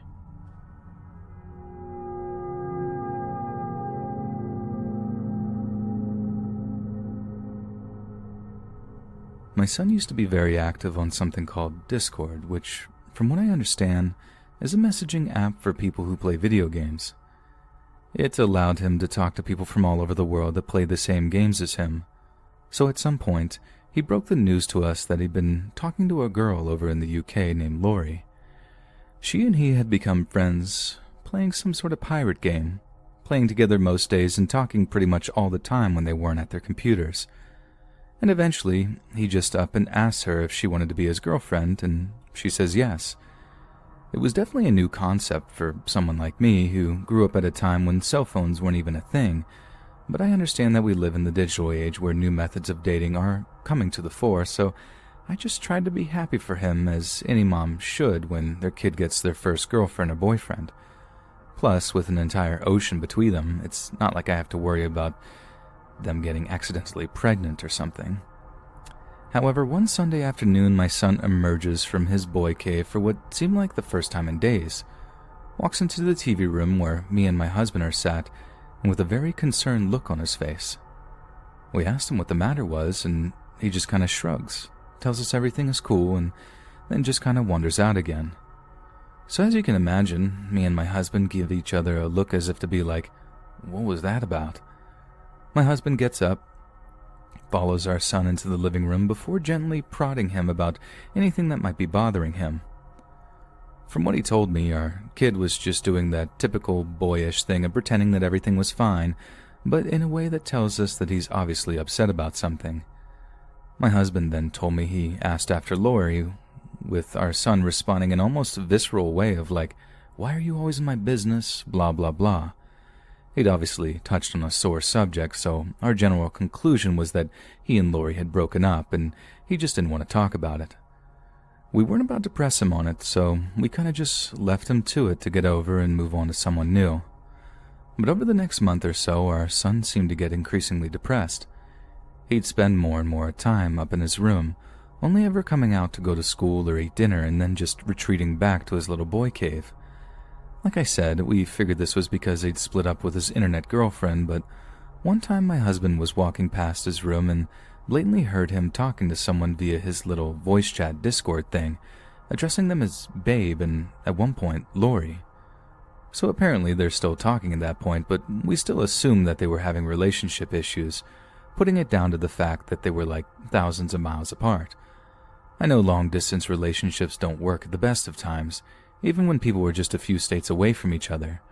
But these kids had an entire ocean separating them, so God knows how hard that must have been on them.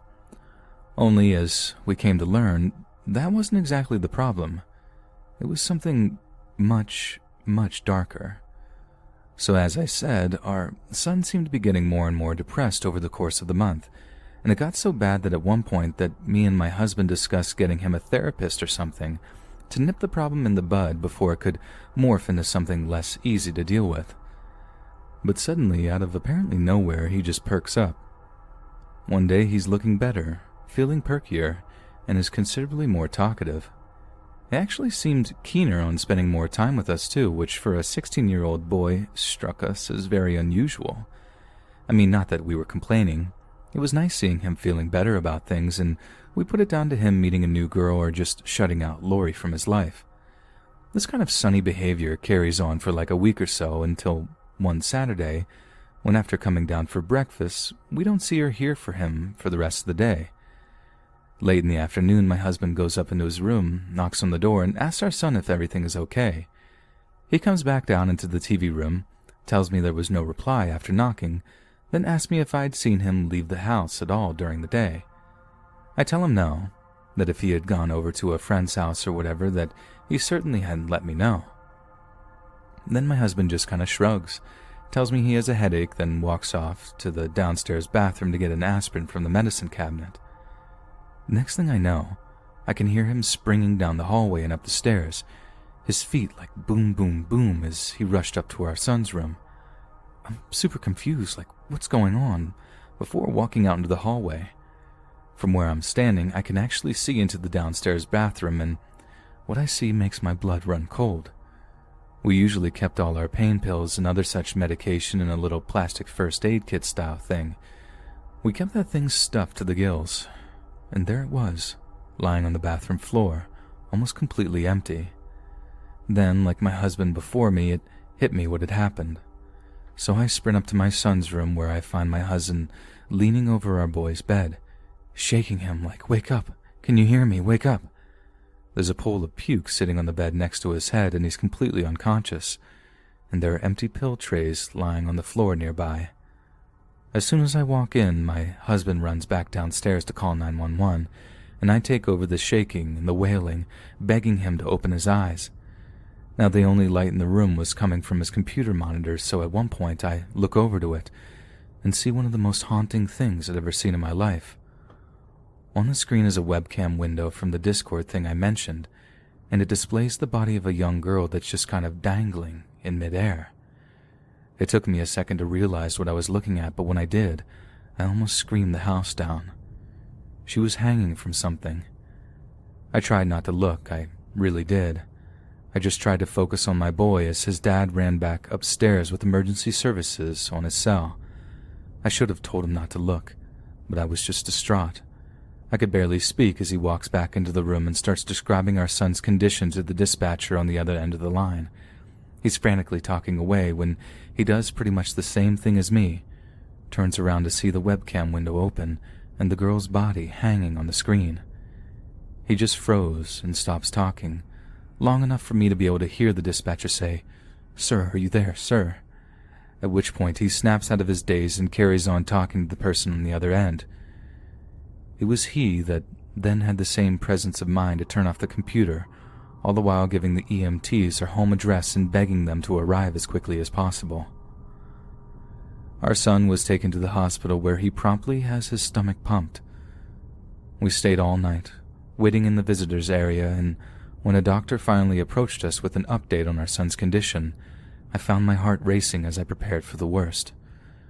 But thankfully, we'd gotten him to the hospital just in time, and the nurses were able to pump his stomach and administer the necessary medication to counteract the effects of the things he'd taken already.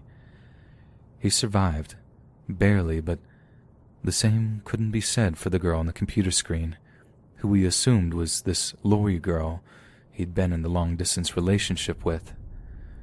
When our son woke up and saw us in the hospital room, he burst into tears. He apologized over and over again, and we all just cried it out together. He then proceeded to spill his guts to us about what had happened, and I honestly couldn't believe my ears.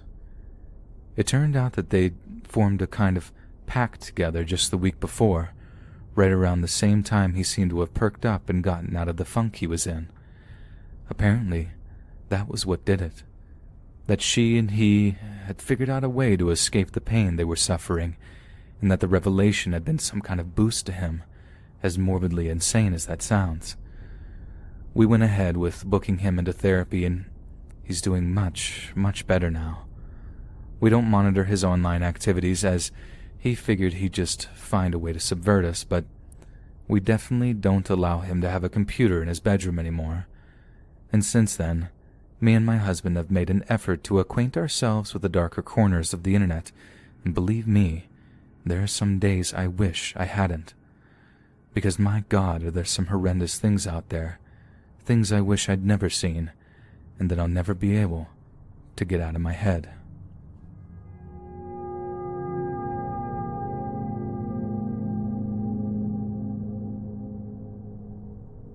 A few years ago, I was part of a True Scary Stories server on Discord. It was a place where people would share their own personal stories of scary or spooky things that happened to them in their lives, and for a while it was honestly a lot of fun. Sure, a lot of the stories sounded made up and generally involved stuff like I saw a shadow figure at the end of my bed and other stuff that sounded like they were lifted straight out of a bad horror movie. But every so often someone would share a story that didn't have a hint of the supernatural in it, something that was actually believable, and occasionally, these stories were genuinely terrifying. I've read a lot of seriously spine-chilling stuff on that server, but a lot of it I've forgotten over the years, probably because although they were creepy, they just weren't disturbing enough to actually stick with me. But there was one story in particular that I've never forgotten, because it's genuinely made me shudder to read. I hope the user in question doesn't mind if I share their story, and if they happen to read this, I'd like to think that they could let me know in the comments and maybe correct anything I got wrong, because I'm telling this from memory. But anyway, here goes. The poster began their story by assuring us that their story wasn't just some fabrication, and although they were pretty young when it happened, just thinking or writing about it as an adult was a pretty stressful experience for them. They went on to explain that their early years were marred by tragedy, how their dad had died when they were real young from a drug overdose, so they were raised by a single mom living in a small apartment just down the street from their grandma's place. Mom did some dating, though, obviously trying to do the right thing and find them a stepdad to give them some kind of father figure in their life. The incident in question happened while she was out on a date. Usually speaking, their grandma would babysit for them anytime Mom needed to go do anything that meant she couldn't bring them along. But on the night of her date, the grandma was working, so although it wasn't ideal, 9 or 10-year-old storyteller was left unsupervised in their mom's ground floor apartment. Sounds kinda irresponsible at first, but the storyteller was quick to reassure the members of the server that this was back when Yu-Gi-Oh was popular. As long as they had their cards and a box set of cartoons to keep them occupied, being left alone for like an hour or two certainly wasn't an issue for them. It's not like they were going to wander out of the apartment or get up to any mischief while their precious Yu-Gi-Oh was keeping them busy. But at some point during the evening, they're sitting there playing with their cards and watching TV when they heard a tapping on the window. Remember, they lived in the ground floor apartment, so pretty much anyone could have just walked up and started tapping on the glass. No climbing or levitating or any of that stuff was involved, so there was nothing inherently worrying or creepy about someone knocking on the glass. The storyteller then gets up, walking towards the window before drawing back the curtains, only to reveal the face of a complete stranger. Not their grandfather, not their uncle, but a complete and utter stranger. Surprised and confused, they back off from the window, letting the curtains slide back into place before this horrendous crash sounds. Broken glass tumbles onto the carpet at the foot of the curtains, before another smash sends more glittering shards onto the floor in front of them. At that point, they said they just tossed their Yu-Gi-Oh cards onto the floor and bailed. Rushing out of the back door of the apartment and over to a neighbor's house, pounding on the door in a state of abject terror as they looked over their shoulder every so often to ensure the mysterious predator wasn't hot in pursuit. But thankfully, the neighbor answers the door, lets our storyteller in, before taking the time to calm them down to get the full story out of them. Naturally, they called the cops immediately, who rushed over since they were given the description of a home invasion in progress. The neighbor then gets in touch with the storyteller's mom to let them know the awful news, who immediately rushes home to comfort their terrified son. Then after that, both the neighbor and storyteller's mom accompany them back to the apartment, where the cops are still searching the property and surrounding area for any sign of the attempted intruder. Apparently, one of the cops approaches the mom at this point and shows her something in a clear plastic evidence bag. Mom stares at it, turns pale, then kneels down and hugs our storyteller tight, fighting to hold back tears as the neighbor guy is just like, my God. They both ended up staying at the grandma's place for like a week after while the window was repaired. And if that seemed like a bizarre amount of time to fix a window and that something else might be behind them staying away from the apartment for a while, you'd be right in thinking that. Our storyteller had their suspicions for a little while, but they were too young to really understand the implications of what had happened. The kind of danger they'd been in wasn't clear until many years later, when their mom explained to them just what happened that evening. You see, it wasn't just the window that was being replaced. The entire apartment was being fitted with new, incredibly sturdy locks, CCTV cameras, just about everything short of a panic room, all being paid for by Grandma and Grandpa. The whole family was absolutely terrified, and it was all down to the piece of evidence that the cops showed to the mom that night, the little thing in the clear plastic evidence baggie that made her turn ashen and squeeze our storyteller in a big, trembling bear hug. What was in that plastic bag was a photograph of a young boy curled up in bed, sleeping soundly, and that boy was our storyteller. The mom told a much older storyteller that the photo couldn't have been taken long before the attempted break-in. Something about the sheets on the bed being fairly new or something. I can't quite remember. Or maybe it was a new haircut storyteller had gotten. But either way, it was some detail in there that made it clear that the attempted intruder had broken into the apartment somehow, maybe only a week prior, and taken a photograph of our storyteller while they slept. I can only imagine they had done so to several other children too, making a little catalog of potential victims, perusing them for hours on end before finally deciding on one they'd like the most. I think that's what made my blood run cold back when I read their story. The idea that the intruder had taken this perverse liking to them, one that was strong enough for them to be unable to resist their urges, or whatever kind of sick, twisted desires had them smashing that window in that evening. The family only felt safe again when they heard the news that the creeper, whose M.O. was eerily similar to their own experiences, was caught by police and jailed after being extradited to another state. But they kept the whole thing a secret from our storyteller until he was in his late teenage years. There was no more details after that. There wasn't any grand conclusion, just that it was something that had haunted him for years. I never read anything as horrifying as that on that Discord server. It made everything else seem tame in comparison, and I stopped reading shortly afterward. It's weird how we seek out scary stories sometimes, just to give ourselves a little thrill, but end up being genuinely traumatized, not by the spooky skeleton stories, but by things that we know could have easily happened for real.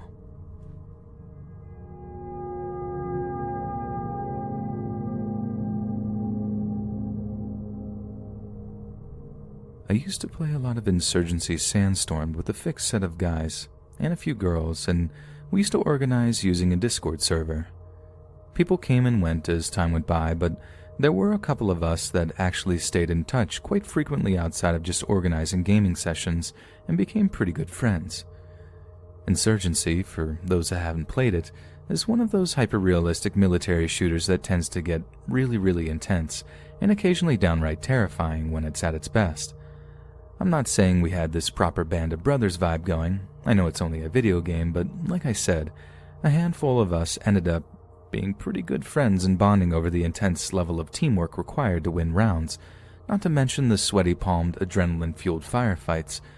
One of these was a lad named Colin. One day, Colin tells us that he wouldn't be playing Insurgency for a little while because he had taken a job teaching English as a foreign language out in Indonesia. He had wanted to do some traveling for a while, but just didn't have the money available to him, and getting qualified to teach English gave him an opportunity to see some more exotic areas of the world whilst getting paid for it. We were pretty gutted to hear the news. He was one heck of a sniper, and many a time we'd been pinned down by some enemy machine gunner, only for the gunfire to stop suddenly, followed by a little laugh from Colin and a "have that" in his Scottish accent. We absolutely loved him for moments like that, but we were also really happy for him, and since he promised to stay in the Discord server, we'd be able to keep in touch and hear some stories of his adventures out in the tropics.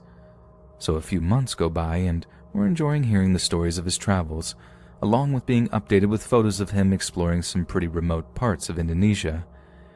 It was the photos of him with the school kids he was teaching that really made me smile, though. He looked like he was having the time of his life, especially when we saw some videos of him teaching the kids some pretty obscure English phrases. Not only that, but occasionally we'd hear some of the kids actually repeat the phrases back kind of in a Scottish accent, and the idea of a bunch of Indonesian kids learning to speak English with an Edinburgh accent was absolutely hilarious to us. I mean, imagine it. Some American wishing an Indonesia fellow good morning or something, only to hear, "You alright, pal? Who's it going?" In response, it still makes me chuckle, even now, to be honest. Then, in September of 2018, I woke up to the news that there had been an earthquake in the sea just off the coast of Indonesia, causing an earthquake that had resulted in a massive tsunami that had destroyed huge sections of the country. Immediately, I thought of Colin. I jumped onto Discord using the app on my phone and sent him a message asking him if everything was alright and hoping he'd not been caught up in the tsunami. Obviously, there was a huge 7 or 8 hour time difference between the UK and Southeast Asia, and occasionally Colin didn't reply for hours, so the fact that he didn't immediately reply wasn't a massive concern to me. But he didn't reply all that day, to the point where I started expressing concerns to some of the other lads in the server, sharing the news of the tsunami with them and mentioning that I was worried Colin had been caught up in it. We knew from the news stories about which areas of Indonesia had been affected, but we didn't know exactly where Colin was, only that it was in some remote areas and didn't always have immediate access to Wi-Fi, another reason for us to not immediately worry. But he didn't reply the next day either, or the day after that, and it got to the point where a week had gone by and we'd heard nothing back from him. No one had seen Colin, even online, since we got news of the tsunami. That's when we really started to worry, and as the days went by, we got more and more frightened that something had happened to him. It's around then that I started going back through some of the messages he'd been sending over the previous month or so. He'd been all over Indonesia, and had spent his first few weeks in the capital city of Jakarta, which had remained relatively unaffected by the earthquake and subsequent tsunami. But then I found out that he'd traveled to a place called Palu to teach English there, and as far as I could tell, that's where he'd been at the time of the disaster when it struck. I then cross-referenced the name of the place with any stories about the tsunami, and found out that it had been one of the worst affected by a destructive tidal wave that apparently reached 23 feet in height. 23 feet of rushing water that had destroyed pretty much everything in its path and caused the deaths of over 15,000 people, and in all likelihood, Colin had been one of them. We were devastated, but the worst part is, even to this day, we still have not had any closure about it. We knew Colin quite well, but he kept his online and personal life pretty separate. We never knew his last name or the names of any of his family, so it's not like we could get in touch with them to find out if he really had died or not, or to see about any funeral arrangements if he had indeed perished during the tsunami. But I think the fact that even now his Discord account lies inactive is evidence of the fact that he did actually lose his life out there. Maybe he's okay, and he just never bothered to get back on Discord. Maybe his close encounter with death made him realize that video games were just a waste of time or something. But I think that's just wishful thinking on my part. In my heart of hearts, I know he's probably dead. I just hope he's at peace now, and whatever family he had are okay. Rest in peace, Colin. We still miss you.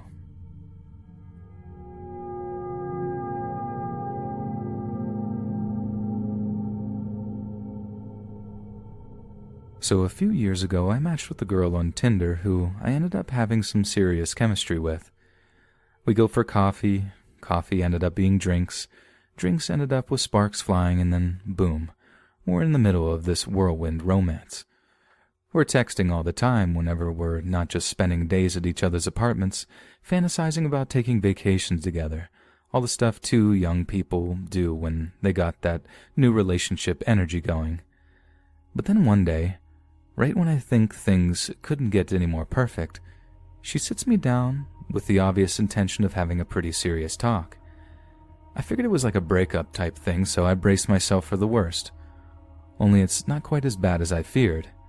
It was just, well, weird. She tells me she's poly.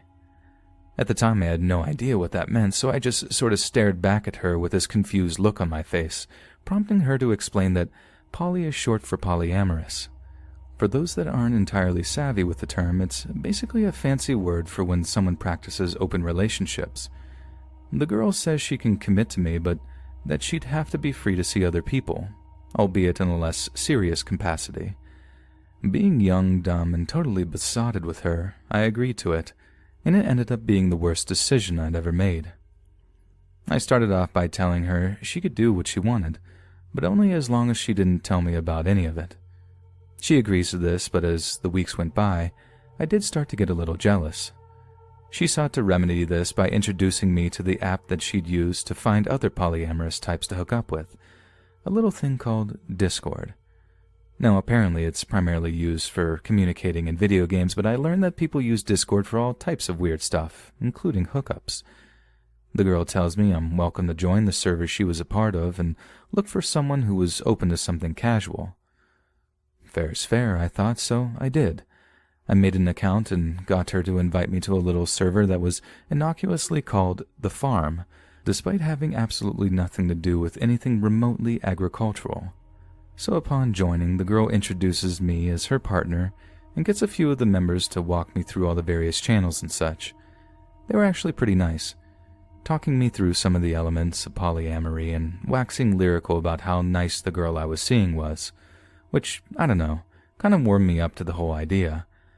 I get talking to another girl on there, we vibe a little, but I can't see anything happening with her. I basically just did it to make the girl I was seeing happy, which apparently it really did. I gained myself a lot of brownie points from it. So all is well that ends well, right? Nope. About a week into being on the Discord server, I get a message from someone at first I assumed was a girl. We swap greetings and make a little small talk, then I get a picture message coming through. It turns out this was not a girl at all. It was a dude, and the picture was the only thing I really did not want to see. What exactly it was, I'll leave up to your imagination. But just imagine the worst possible thing a perverted dude could send you over the internet, and yeah, you got it. He follows the picture up by saying he wanted to hook up with me and my girl at the same time. I just ignore the messages, assuming the dude is going to get kicked from the server for rule breaking or something, and eventually bring it up with my girl. She, on the other hand, vouches for this guy, saying she's been talking to him for a while, how he's normally perfectly nice and polite, and that I'm making a big deal out of nothing, claiming I'm just being jealous, etc. I tell her I'm super uncomfortable with the idea of a three-way hookup, how I want nothing to do with it, but again, that she's welcome to do whatever she wants, just as long as I don't have to hear about it. Drama smoothed over, and I think that's the end of it. Only it's not. Not by a long shot.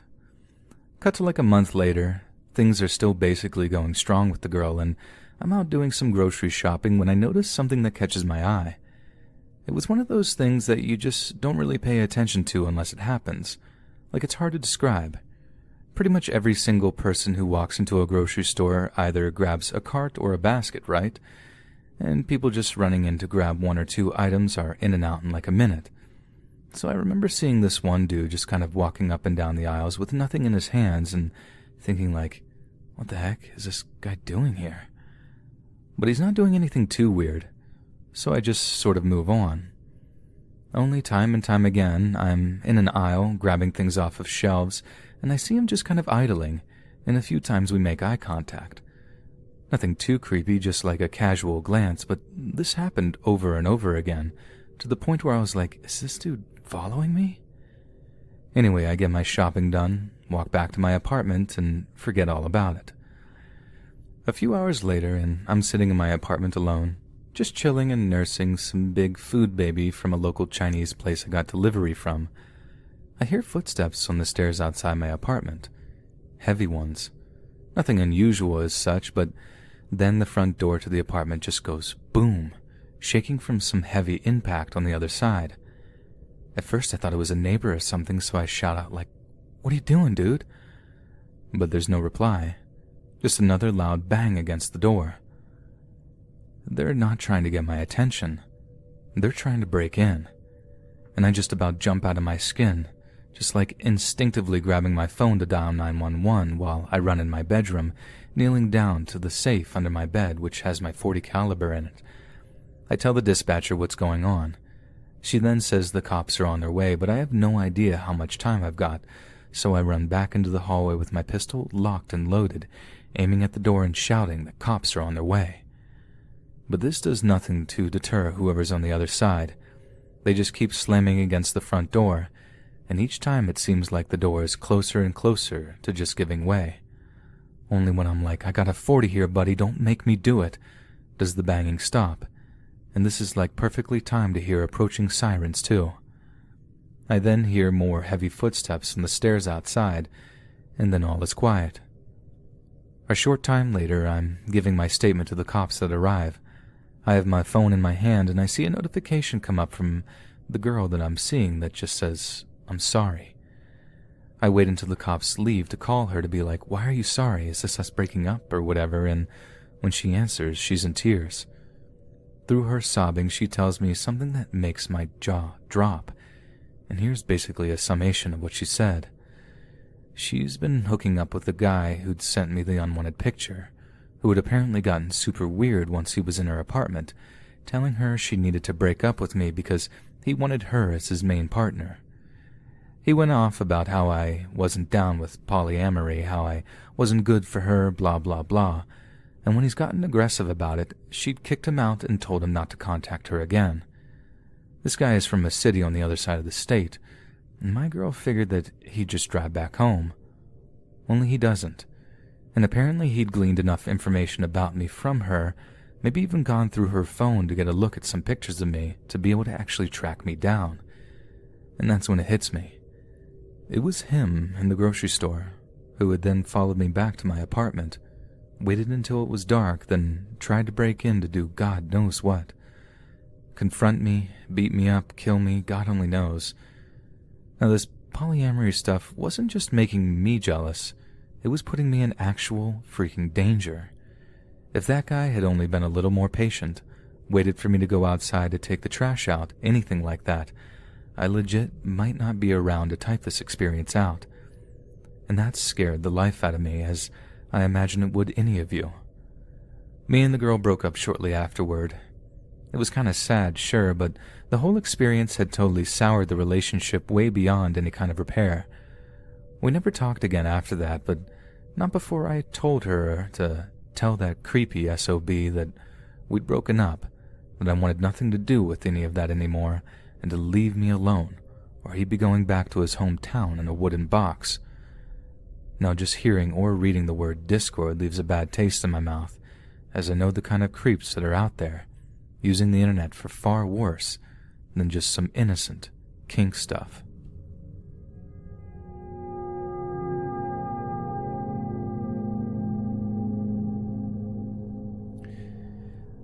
So I'm a big PC gamer, and I played a lot of online stuff with my mates anyways, but then the lockdown hits and my gaming time shoots up like tenfold. Lack of hours at work, social distancing, basically a bunch of stuff contributes to me playing a lot more than usual. So me and a few mates are using Discord voice chat one night while we're on Overwatch, just blazing round after round when a mate of ours, Phil, starts doing something really bloody weird. At one point we're like hearing a whispering noise coming from someone's mic. I remember just ignoring it at first until it got so frequent that we start calling it out like, "Who's whispering down the mic? It's really creepy." No one owns up to it, which just sort of makes me laugh at first, partly out of being genuinely amused and partly just out of nervousness because it was legit creepy that no one was owning up to it. But it carries on even after someone calls it out, so I ended up checking Discord, watching all the little icons until the whispers started up again. It was coming from Phil's mic. And now that I was seeing it for real, it did sound like Phil's voice, so I'm like, "Yo, Phil, stop whispering, dude. It's weirding me out. What, are you possessed or something?" But instead of being like, you got me, Phil insists that he's not whispering. At first, I just laughed and was like, "Dude, I'm looking at everyone's icon and I can see it's you. You're not fooling me on this one." But again, Phil is insistent that he's not whispering, then actually whispers after he speaks, kind of like he's just doing it to mess with me. Again, I confront him, laughing like, "You just did it again." Only he just gets angry, tell me I don't know what I'm talking about, and he's not doing any whispering that whole time. That's when the mood changes. We can hear in his voice that he's deadly serious, that he himself believes that he's not whispering, even though he blatantly is. I mean, it was either an Oscar-winning performance out of our Junkrat-playing friend, or he seriously believed he wasn't whispering. And God love him, Phil is no actor. Either way, the mood got super tense in the voice chat, and it wasn't brought up again. To this day, I have no idea what was going on there. He doesn't play much with us anymore, so it's not like we got a chance to hear the whispers again. I don't know if it was some kind of mental problem or whatever, but it honestly was the creepiest moment I've ever had in a Discord voice call. I mean, stomach-droppingly creepy. So wherever you are, Phil, whatever you're up to, I hope you're doing better, mate. I really do. Hey friends, thanks for listening. Click that notification bell to be alerted of all future narrations. If you got a story, be sure to submit them to my subreddit, r/Let'sReadOfficial, and give and receive feedback from the community, and maybe even hear your story featured on the next video. And join my Discord to interact with me and other listeners directly. And if you want to support me even more, grab early access to all future narrations for just $1 a month on Patreon, and maybe even pick up some Let's Read merch on Spreadshirt. And check out the Let's Read podcast, where you can hear all these stories in long compilation form and save huge on data, located anywhere you listen to podcasts. Links in the bio. Thanks so much, friends, and remember to always let Pradeep hunt squirrels for you.